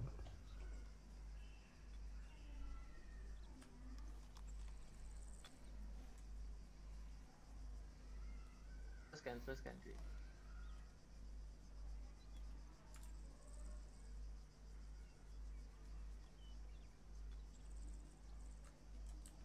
Okay, kalau kau crane, kau tengok partial large evolution tu apa tu, sebaiknya kau pakai quick cloth kalau ada. Lepas tu packing bandage. Copy, sir. Quick lap now. Okay, lepas tu settlekan badan dia tu sama juga. Kalau kau nampak apa-apa tanda dia bleeding ke apa, pakai quick cloth untuk hentikan pendarahan tu dengan packing bandage. After tu pakai elastik. Copy, sir.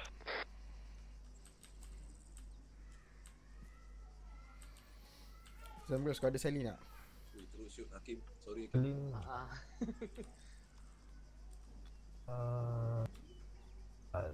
Ada 250 Lepas tu chest dia tu kau pasang bagi aku, kau inject kat aku. dengan sikit tu kau pakai elastik bandage kau rasakan. Copy, sir. Pergi dekat right arm. Right arm, left arm boleh kot. Alright, shoot. Dah. Lepas tu pakai PK. Left arm. Right arm pun boleh juga kan? Okay, PK now. Roger that.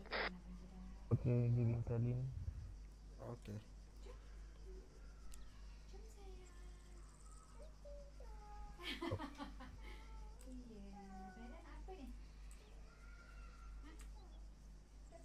Tak lagi. Okay, receiving. Alright. 3, 2, 1. Dan Okay, kembali. nice. Jom, tadi play sekejap. Kat semua. Okay, jom. Sir Anis. Yep. Yep. Apa pergerakan, movement masa nak retreat tu kan? Dia macam mana? Undur dua-dua ke, dua cover ke, team lah. Sekarang ni kita ada Sebenarnya macam tu lah. Okay, Karis, Okay. bagi saya explain saya punya action tadi sikit Okay. Okay, Monsoon, go. Okay, so tadi bila kita dapat contact daripada South East, aku boleh nampak Hakim dengan Zamrus kena shot, tapi Zamrus up balik, so dia bukan priority. Tapi aku tengok Hakim langsung tak boleh up, so he's my priority lah. So apa yang aku request is continuous fire ke arah South East for cover fire, and then baru kita pop smoke ke arah South East untuk buat confusion sebab kita kat open field. After that baru aku pergi ke Hakim. Aku tahu kalau aku drag aku akan lambat aku carry dia, and bila aku carry dia ke belakang tu, disebabkan kita one man kurang untuk buat 2x2, so aku biarkan Bear dengan Green satu kali sebab dia kat belah kanan, and Zabur sebelah kiri seorang-seorang. So bila macam tu aku buat bounding retreat lah, senang cerita 2x2. So Zamrus patutnya follow dengan aku, and Crane dengan Bear bersama. So bila Bear Crane cover fire, aku dengan Zamrus reverse ke belakang, and bila aku tengok cukup distance, aku suruh Zamrus set provide cover fire, and Bear dengan Crane tak reverse ke belakang bounding sampai kita sampai sini lah. So that was I was thinking lah. Okay, so what I saw you get, your apa nama ni, decision making was okay, on par, which is good lah. That's exactly what I would do myself. Okay, some comments about, and this is not on you, I'm understanding generally. So between when you pick up somebody and when you drag somebody, depends on how close the cover is. So if you notice, dragging is faster for you to apa nama ni, move the casualty in sense, and kau terus angkat, kau terus drag dia kan, instead of cut tu you have about maybe 5 seconds to pick him up, 5 seconds Correct. of exposure kan. So Correct. if let's say Zamrus is hit here and then there's a piece of cover behind him which is the Humphrey, you can simply just drag him there, right? So that is dependent on Mansoon, since he's a squad leader. Okay, where do you want to pick the casualty and bring him to, ataupun siapa yang kau arah untuk ambil casualty tu, dia boleh pakai, dia boleh fikir lah macam okay, there's a piece of cover yang aku rasa aku boleh bawa dia kat situ, but as soon as you tell the guy, or if you want to carry yourself a casualty over a long distance, that's when you need to carry him, consider carrying him, alright? So that's basically when you determine between whether you want to carry or drag the person lah. Okay, so all in all, good job. Cuma the last part is more towards apa nama ni a small team tactics kan, whereby kita buat bounding Overwatch, kita retreat, betul tak? So okay, some comments there, right? This is especially for the guys yang berperang tadi, so bukan pada Mansu lah. Okay, when you are doing that, let's say tadi siapa nama ni, Cream dengan Bear, they were two front, betul tak? Yep. Yeah. Okay, so again, let's set up in a line, open the map real quick, and let's look south dekat Pyros Gulf, SDV post tu kan. So let's assume that the enemy is north, okay, and then we're here kat bawah ni. So I'm gonna draw you guys. Okay, so this is Zambros on the left, and then Cream dengan Bear on the right. This is exactly what happened just now lah. And then si Mansu dia balik ke belakang. Casualty is going that way. Okay. So casualty tu gerak secepat mungkin, which is right for me. Cuma tadi masa korang nak retreat tu, okay, when I say bounding Overwatch kan, so fire is going towards the north. So the first guy that moves is Zambros, betul tak Zambros? So kau akan gerak maybe 30 meters. Okay, you're gonna stop here and turn around and start firing. Now when you are bounding, right, bounding back, because you have been given the opportunity to run back. Do it fast, sprint. Don't take your time. Don't look back at the enemy because you have another team that is waiting for you to get ready to cover them as they retreat. Does that make any sense? Yep. Okay, so if Zambos is here, he wants to go here as fast as he can. So he wants to split maybe 20-30 meters and then get to a position of cover or concealment or anywhere that he can shoot his weapon effectively. And then he's going to provide support. Now, Zambros, I saw you do it was that you went in between them. Completely. So this is a big no-no for the reason being, if enemies were in front of them, then you might flag your friendlies and then there could be casualties from friendly fire. So it's good to spread yourselves out in one line. So if you're in one line, you're gonna fall back in that line, right? Don't try and go into somebody's lane because you might flag those guys as they fall back. Okay. Does that make any sense? Yeah. Alright. Yes, sir. Maknanya kena jaga firing line lah. Yes, betul. Yeah. Because if I was here, then nak tembak grenade, nak tembak machine gun, you might hit the guys. That's basically the reason why you don't want to do that ever lah. So, okay, here this is some terminology that you use lah. As soon as kau dah fall back ke sini, right, you have to say something. You cannot just say apa nama ni, kau tak boleh senyap, apa tu dia dengar kau tembak itu je, tak boleh. You have to say, okay, if Mansoon tells Zambros to push back, right, Zambros turns around, starts engaging and says set or in cover, covering, faham tak? Zambros covering, okay? So that Crane dengan Bear tak payah Mansoor bagi tahu pun dia tahu it's their turn to fall back. Okay. Oh, okay, sir. So this is because you have to understand Mansoor dia jaga team yang kecil. So kalau dia jaga team besar, he doesn't have time to tell somebody what to do. And tu dalam team sendirilah. So kalau korang sekarang ni aspire team size, right? You have to communicate among yourselves. So Zambros in cover set ataupun Zambros set, and then Crane dengan Bear, you get the indication that Zambros is covering you, then you guys pull back. Now how far do you pull back? You're not going to be in line definitely because you want to make distance, so you have to push maybe 20-30 meters back ke sini.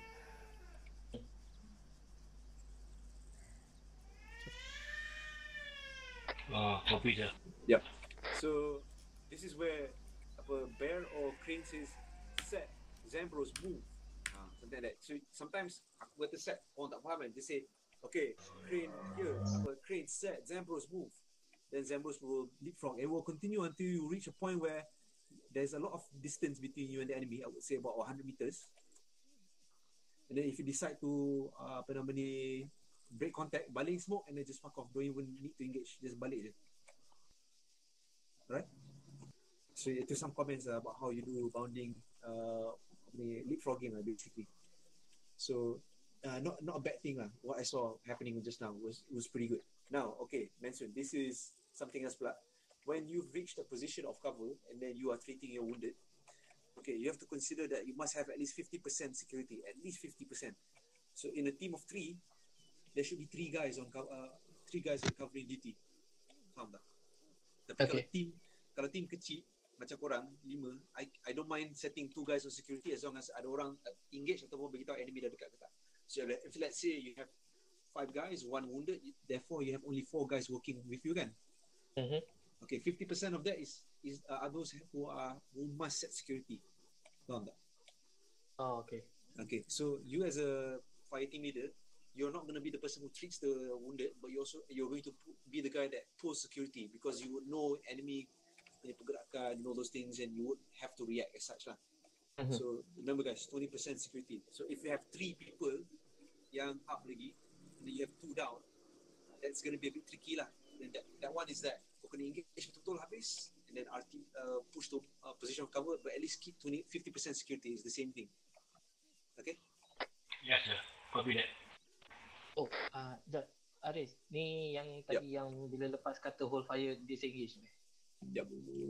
Alamak, sebab fikir tadi dah end simulation. Tak boleh. Still, I mean, you can say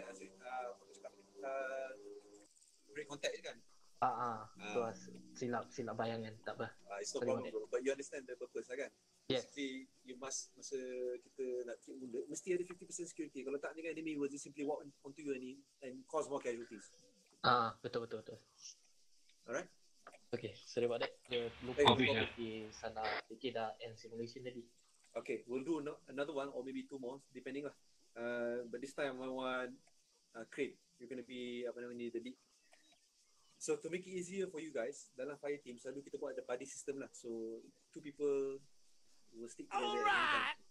And then if you have additional 1 person, kalau team of 5, 3 people will stick to each other.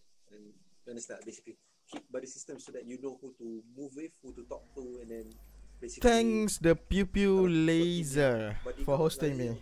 It's just a training, so there's not much action going on anyway. But thanks for the host anyway. Thanks for the host. Who did I say to lead tadi? Crane. Crane. Okay, Crane, you're up. So do it again, and then let's see how you guys manage this. Basically, we'll just fix what the problems were just now.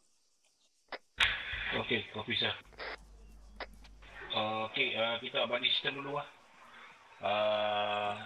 Sumensun dengan Hakim, Zambros dengan B. Copy. Hakim dengan Monsun red, Zambros dengan B, biru.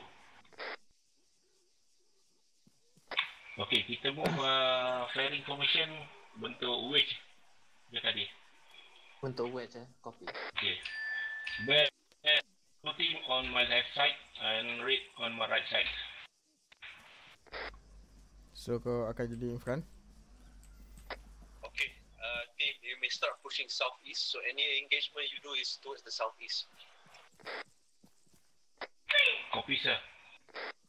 Okay, take it out, fellas. Okay, stand by. We move now. Jogging pace. Sir, weapon lah. No.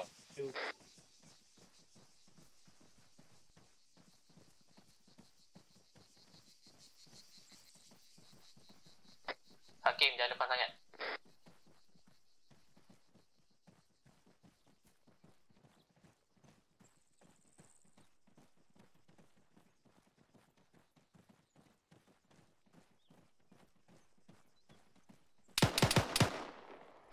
Shot. Down. Southeast. Okay.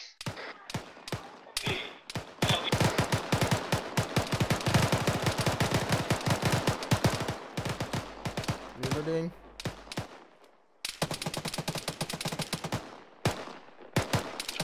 Enemy southeast. Dushka.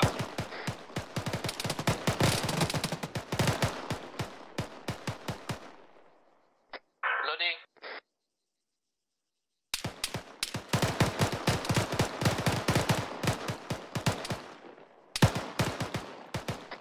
Siap pergi. Bell is up.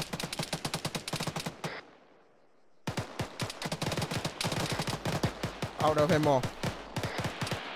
Mason up. Siapa down?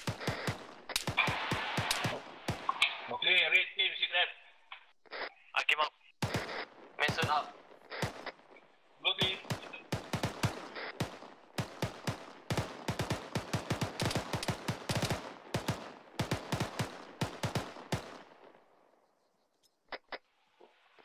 Blue.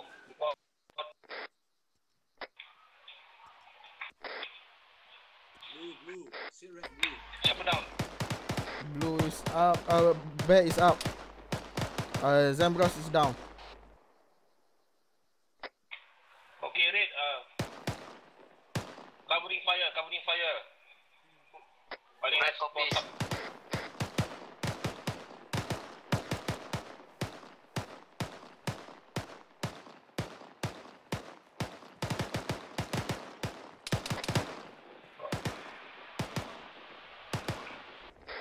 Mason, Okay. weapon ammo. Okay, red. Okay. Moving.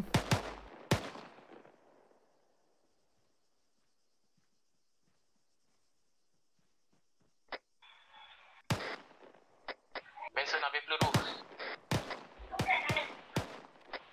Kau buat PB Okay, saja. red team. Okay, red team. Aku cover. Retreat. Okay, red team bounding back. Be advised, Mason kaki injek tak lari.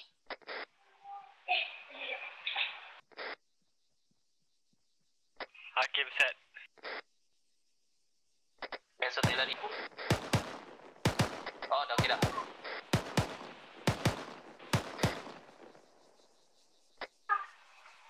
Red team set. Piu piu piu piu piu piu.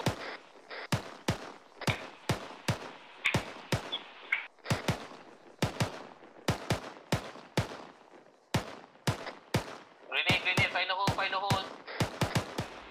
Okay, wait. Retreat. Red team bounding back.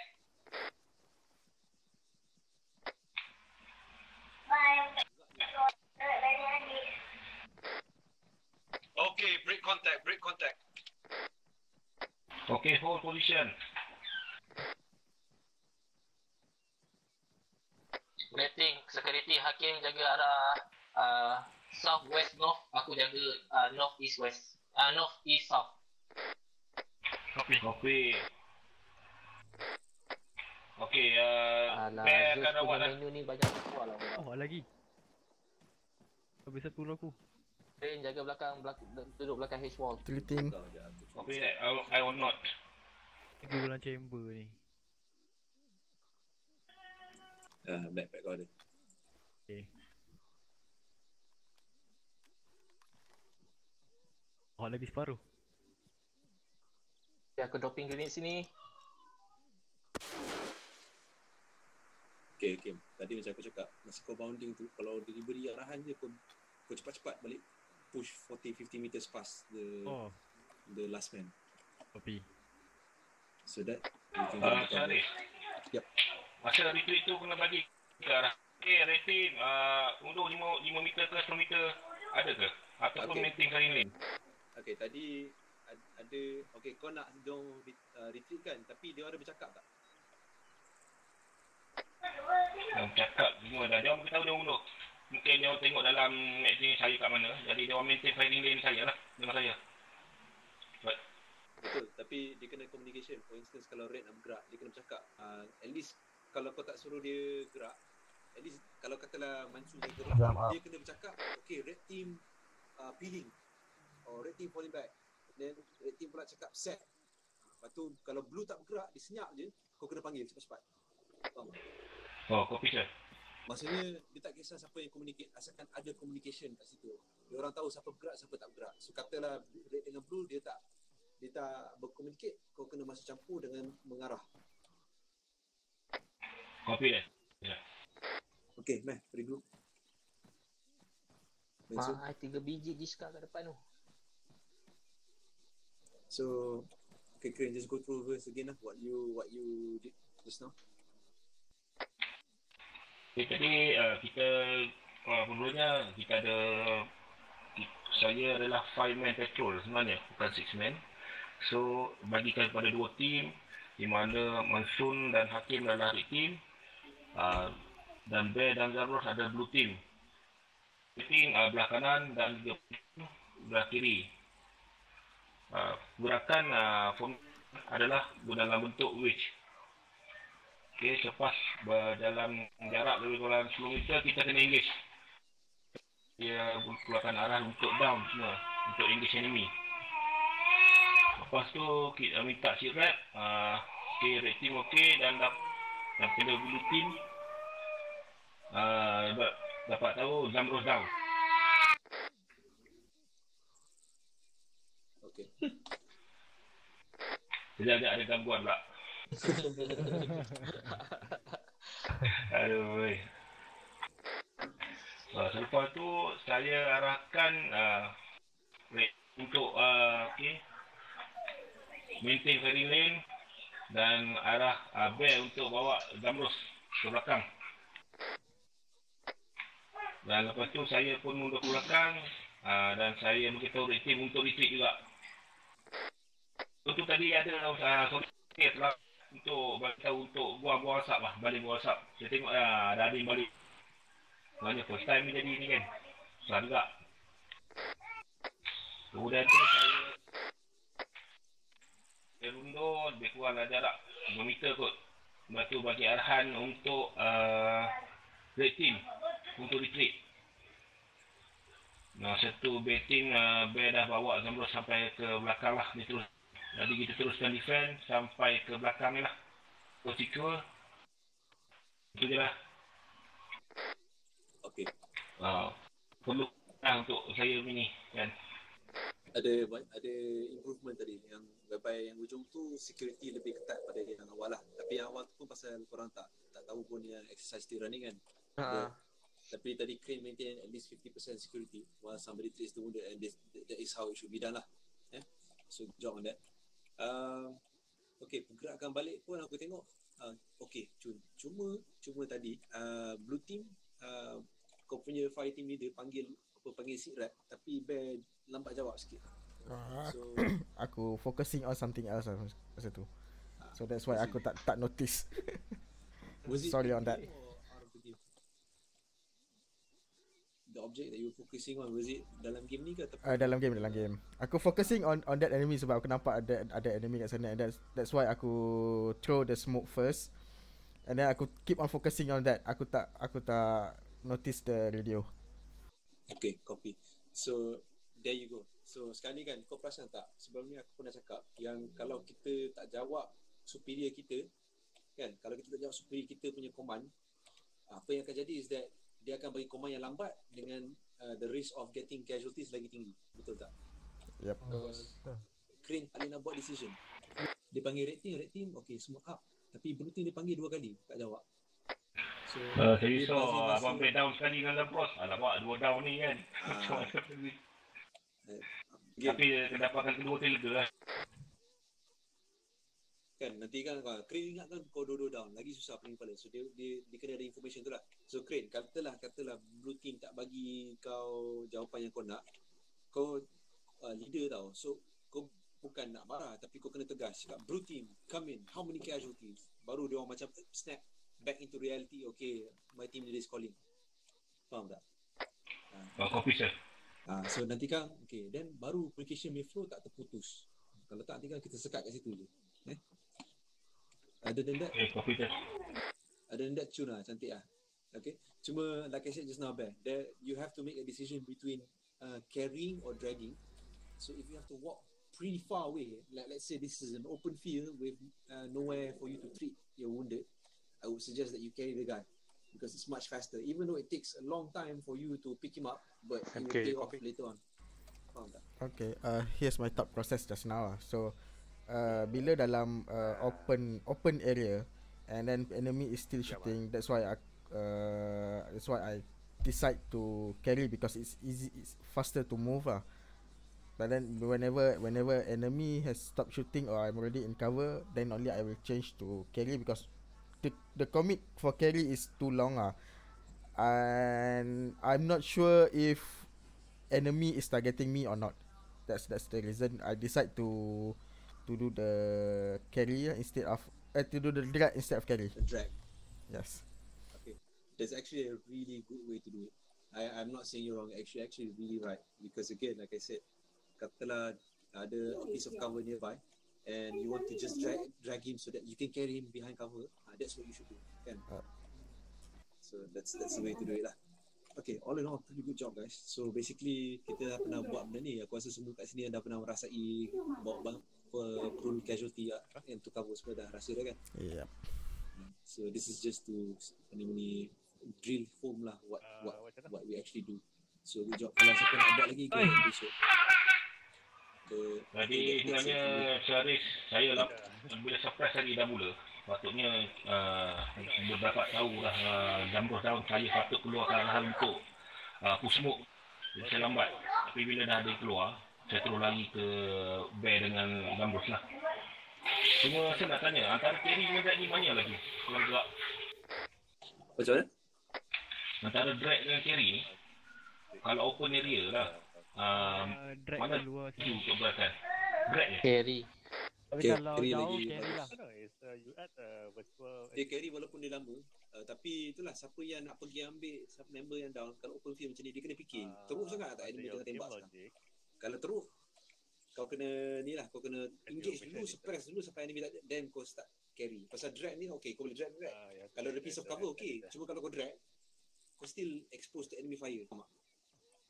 Oh, betul lah. So kalau kau carry lagi because you cover great distance lah. Ada tu, ya, aku dah. So basically siapa the decision to carry or drag lies on the person yang pull the casualty to cover. Tapi kalau team leader tak setuju, team leader boleh bagi arahan supaya either carry or drag lah. Betul lah macam tu. Copy. Okay, sir. so basic first aid. Okay, this is a good question. Basic first aid. Let's talk about basic first aid. What happens katakanlah kita main H&M Abang Azri. H&M Abang Azri terus sikit kan? Sangat teruk. So H&M Abang Azri it's actually a really good way how you train yourself to prioritize medical system gitu lah. Misalnya kita main katalah mission Azhar or main mission ataupun mission KB atau MK, dia boleh very straightforward, boleh PAK everywhere and then balok-balok okay, tak ada masalah. Tapi Abang Azri ni is that kalau down, kau down sepanjang masa sampai ke medical station supaya you get PAK, betul tak? So how do you preserve the person's life kan, from let's say where he got shot to all the way where he get shot to getting on the medevac to getting to the first aid station, right? So it's very, very important lah. Anybody can say something about this from experience. Just give an idea and then we discuss. Or maybe it's virtual attitude. So if you have a casualty, what would you do first?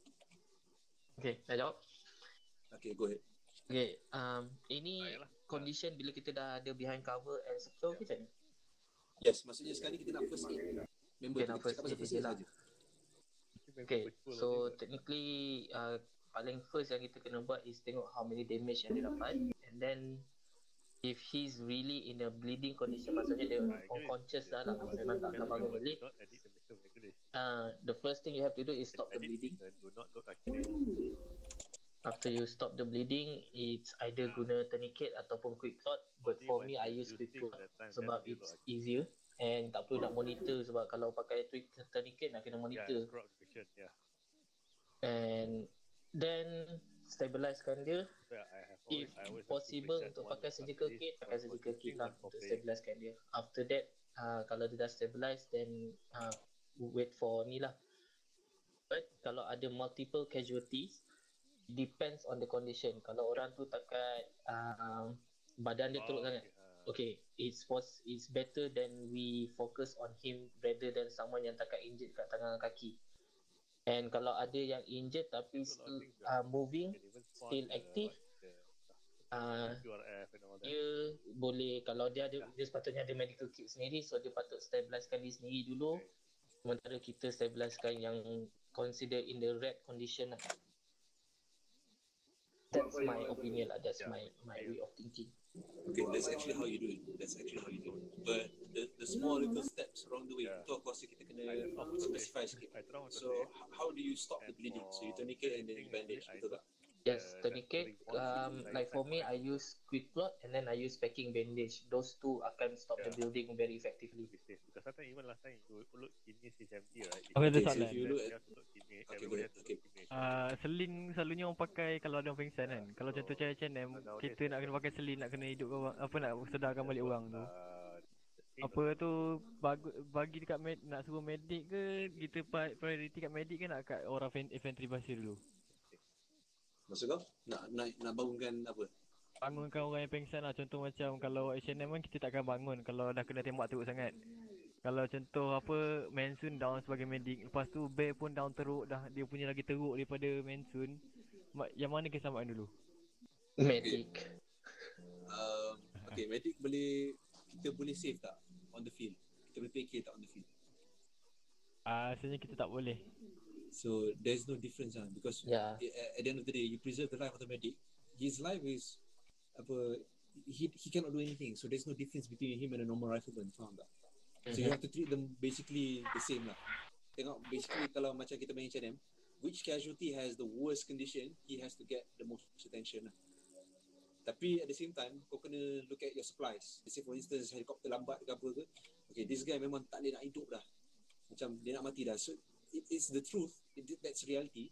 If you have casualties and then there are different priorities, mana yang betul-betul nahak ada apa? What's the word? Nazak. Nazak. Nazak. So for me as a leader, I would not prioritize him, which is Yep. sad, but it's the truth. You have to focus on the guys who are likely to make it. Okay, so going back to what Mansun discussed tadi, kalau kau tengok sound ni kan, okay, the first thing you do is stop the bleeding. So extremities, which is your limbs, tadi Mansun dah cakap kita pasang tourniquet.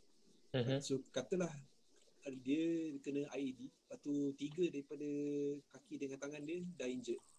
Kalau boleh kita nak stop the bleeding, so the most efficient way or most effective way is to put a tourniquet lah. So pasang je tourniquet. That's why aku pelik kenapa orang semua buang tourniquet dalam crate. Tourniquet tu kena bawa. It's very important. Bawa je. Okay. So tourniquet, apply it. Kalau boleh bawa lebih. And then put bandages where basically you are stuffing the wounds with ni lah. So kata tourniquet ni kau pasang dekat limbs. Katalah badan, kepala, dia ada injury kat kepala dengan kaki dengan tangan dia. So tourniquet kat kaki dengan tangan, tapi lepas kau tourniquet kat kaki tangan, kau terus bandage kepala dia pasal kepala dia yang apa nama ni tengah bleeding. So that's how you stop the bleeding. And then lepas kau settlekan kepala dia, baru kau pergi ke kaki dengan tangan dia. What this does is that you stop him from bleeding too fast. You're stemming the tide. Dia punya wound akan open balik because he is wounded unless somebody does a surgical kit. But because you're treating him, you want to reduce the apa nama ni bleeding as you're treating him. So bandage mana yang tak boleh tourniquet, lepas tu from yang mana yang tak boleh tourniquet tu kau bandage part mana yang boleh tourniquet. Does that make sense? Okay. Betul. Then lepas tu of course you do surgical kit. Lepas tu dia dah stabilize lah. He's not bleeding, he's not losing any blood. Right? When he says stabilize, it means that his heart rate tak cakap juga. His blood pressure is more or less stabilized. Dia tak turun ataupun dia tak naik. That's the condition for stabilization lah. And then you can remove the tourniquet, because if you put tourniquet too long, what happens? Dia tak ada bleed, tak ada blood circulation. Betul. The Tapi limbs. what does happen in game to us? Dia injured lah. Dia akan rasa pain. Oh, dia in pain. Okay. So the more that you are in pain, there's a way untuk advanced medic yang kalau kita down, kau boleh revive dia tanpa guna PK. Aku pun tengah belajar lagi.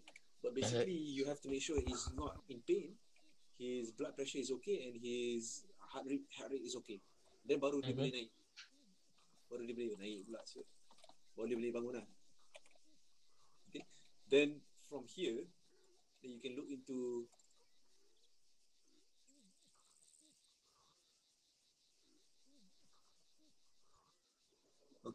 so increasing BP, which is done through saline, blood, and all those things lah, plasma, and all those things.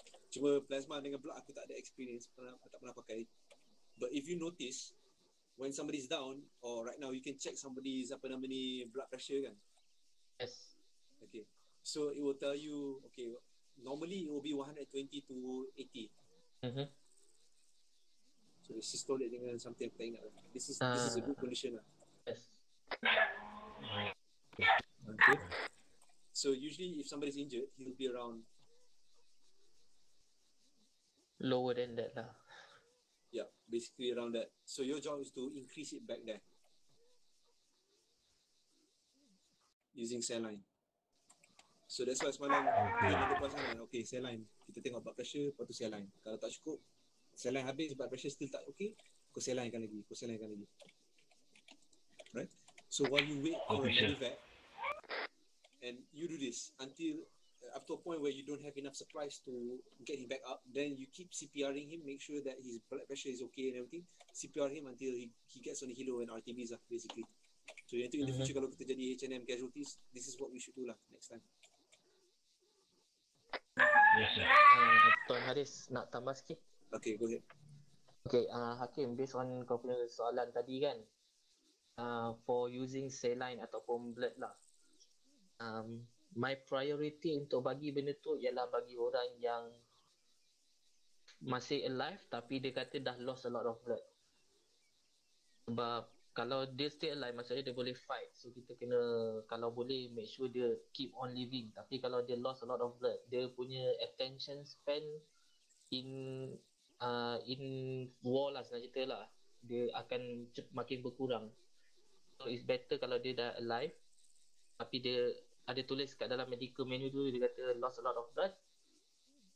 Kita bagi dia saline lah. So dia akan back to normalize. Kalau kita tak boleh nak pakai PAK macam dalam H&M. Betul. But at the same time, kalau casualty tu kau boleh suruh dia balik base untuk dapatkan treatment yang walking wounded tu, then kau jangan selangkan dia, bagi dia balik base. Itu bagi dia balik, dia terus lah. It depends lah. Kalau contoh Helang kata dia tengah busy, ada air threats ke apa, tak boleh nak datang secepat mungkin. Then kalau korang pula nak kena create security, and the only man kau ada kurang, the amount of men yang kau ada tu kau kena maintain lah. So that's why kalau medic, please bawa saline banyak-banyak H&M. Kalau semua dahaga. Lalu ada belajar lah medik ni dengan Fikri dengan Mansuri lah kan. Apa-apa pun yang aku dapat tu ada di background muzik lah. Ada. Ada kau. Penuh belakang ni. Ataupun kita stabilizekan dulu. Yes. Stabilizekan dulu kan. Kalau macam malam tadi tu memang kita tak lipik. Macam malam tadi tak lipik AK, stabilize lah kan. Macam minggu tu dengan pokok itu je lah. Dan betul kita kontak medik back lah. Boleh cakap banyak belakang ni. Sorry. Lucu ke apa? Nak macam ni lah. Ya, betul. To create. Tapi lebih kurang faham lah. So Mansun told me something I didn't know. I told you guys something maybe you guys didn't know lah. Basically we share information. But at the end of the day, when we pay H&M, please learn the is medical so that kau faham macam mana nak bawa orang. You want to resurrect or revive somebody yang down, boleh, ada cara dia. Cuma kena belajar dulu apa dia punya system behind it. Okay. Aku nak tengok orang. Aku nak buat mission tapi macam jadi aku bising. Well, it's 7 already. Yeah. So medical system tu kalau boleh nak kena faham base dia. Dan lagi siapa yang nak ambil medical role. Tapi as a basic, kau kena faham lah. I'm not sure dalam Arma ni dia simulate as the same as real life. Tapi nampak gaya lebih kurang macam tu lah. Alright guys. I'm gonna head off. Okay, saya pun sama juga. Terima kasih untuk training hari ni. Alright, Assalamualaikum. Waalaikumsalam. Bagi korang. Bye. Okay, thank you guys.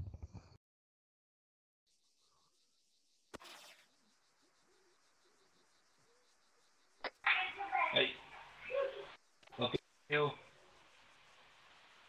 Thank you, Bay. Alright. See you next Selamat. weekend. Selamat pagi kan.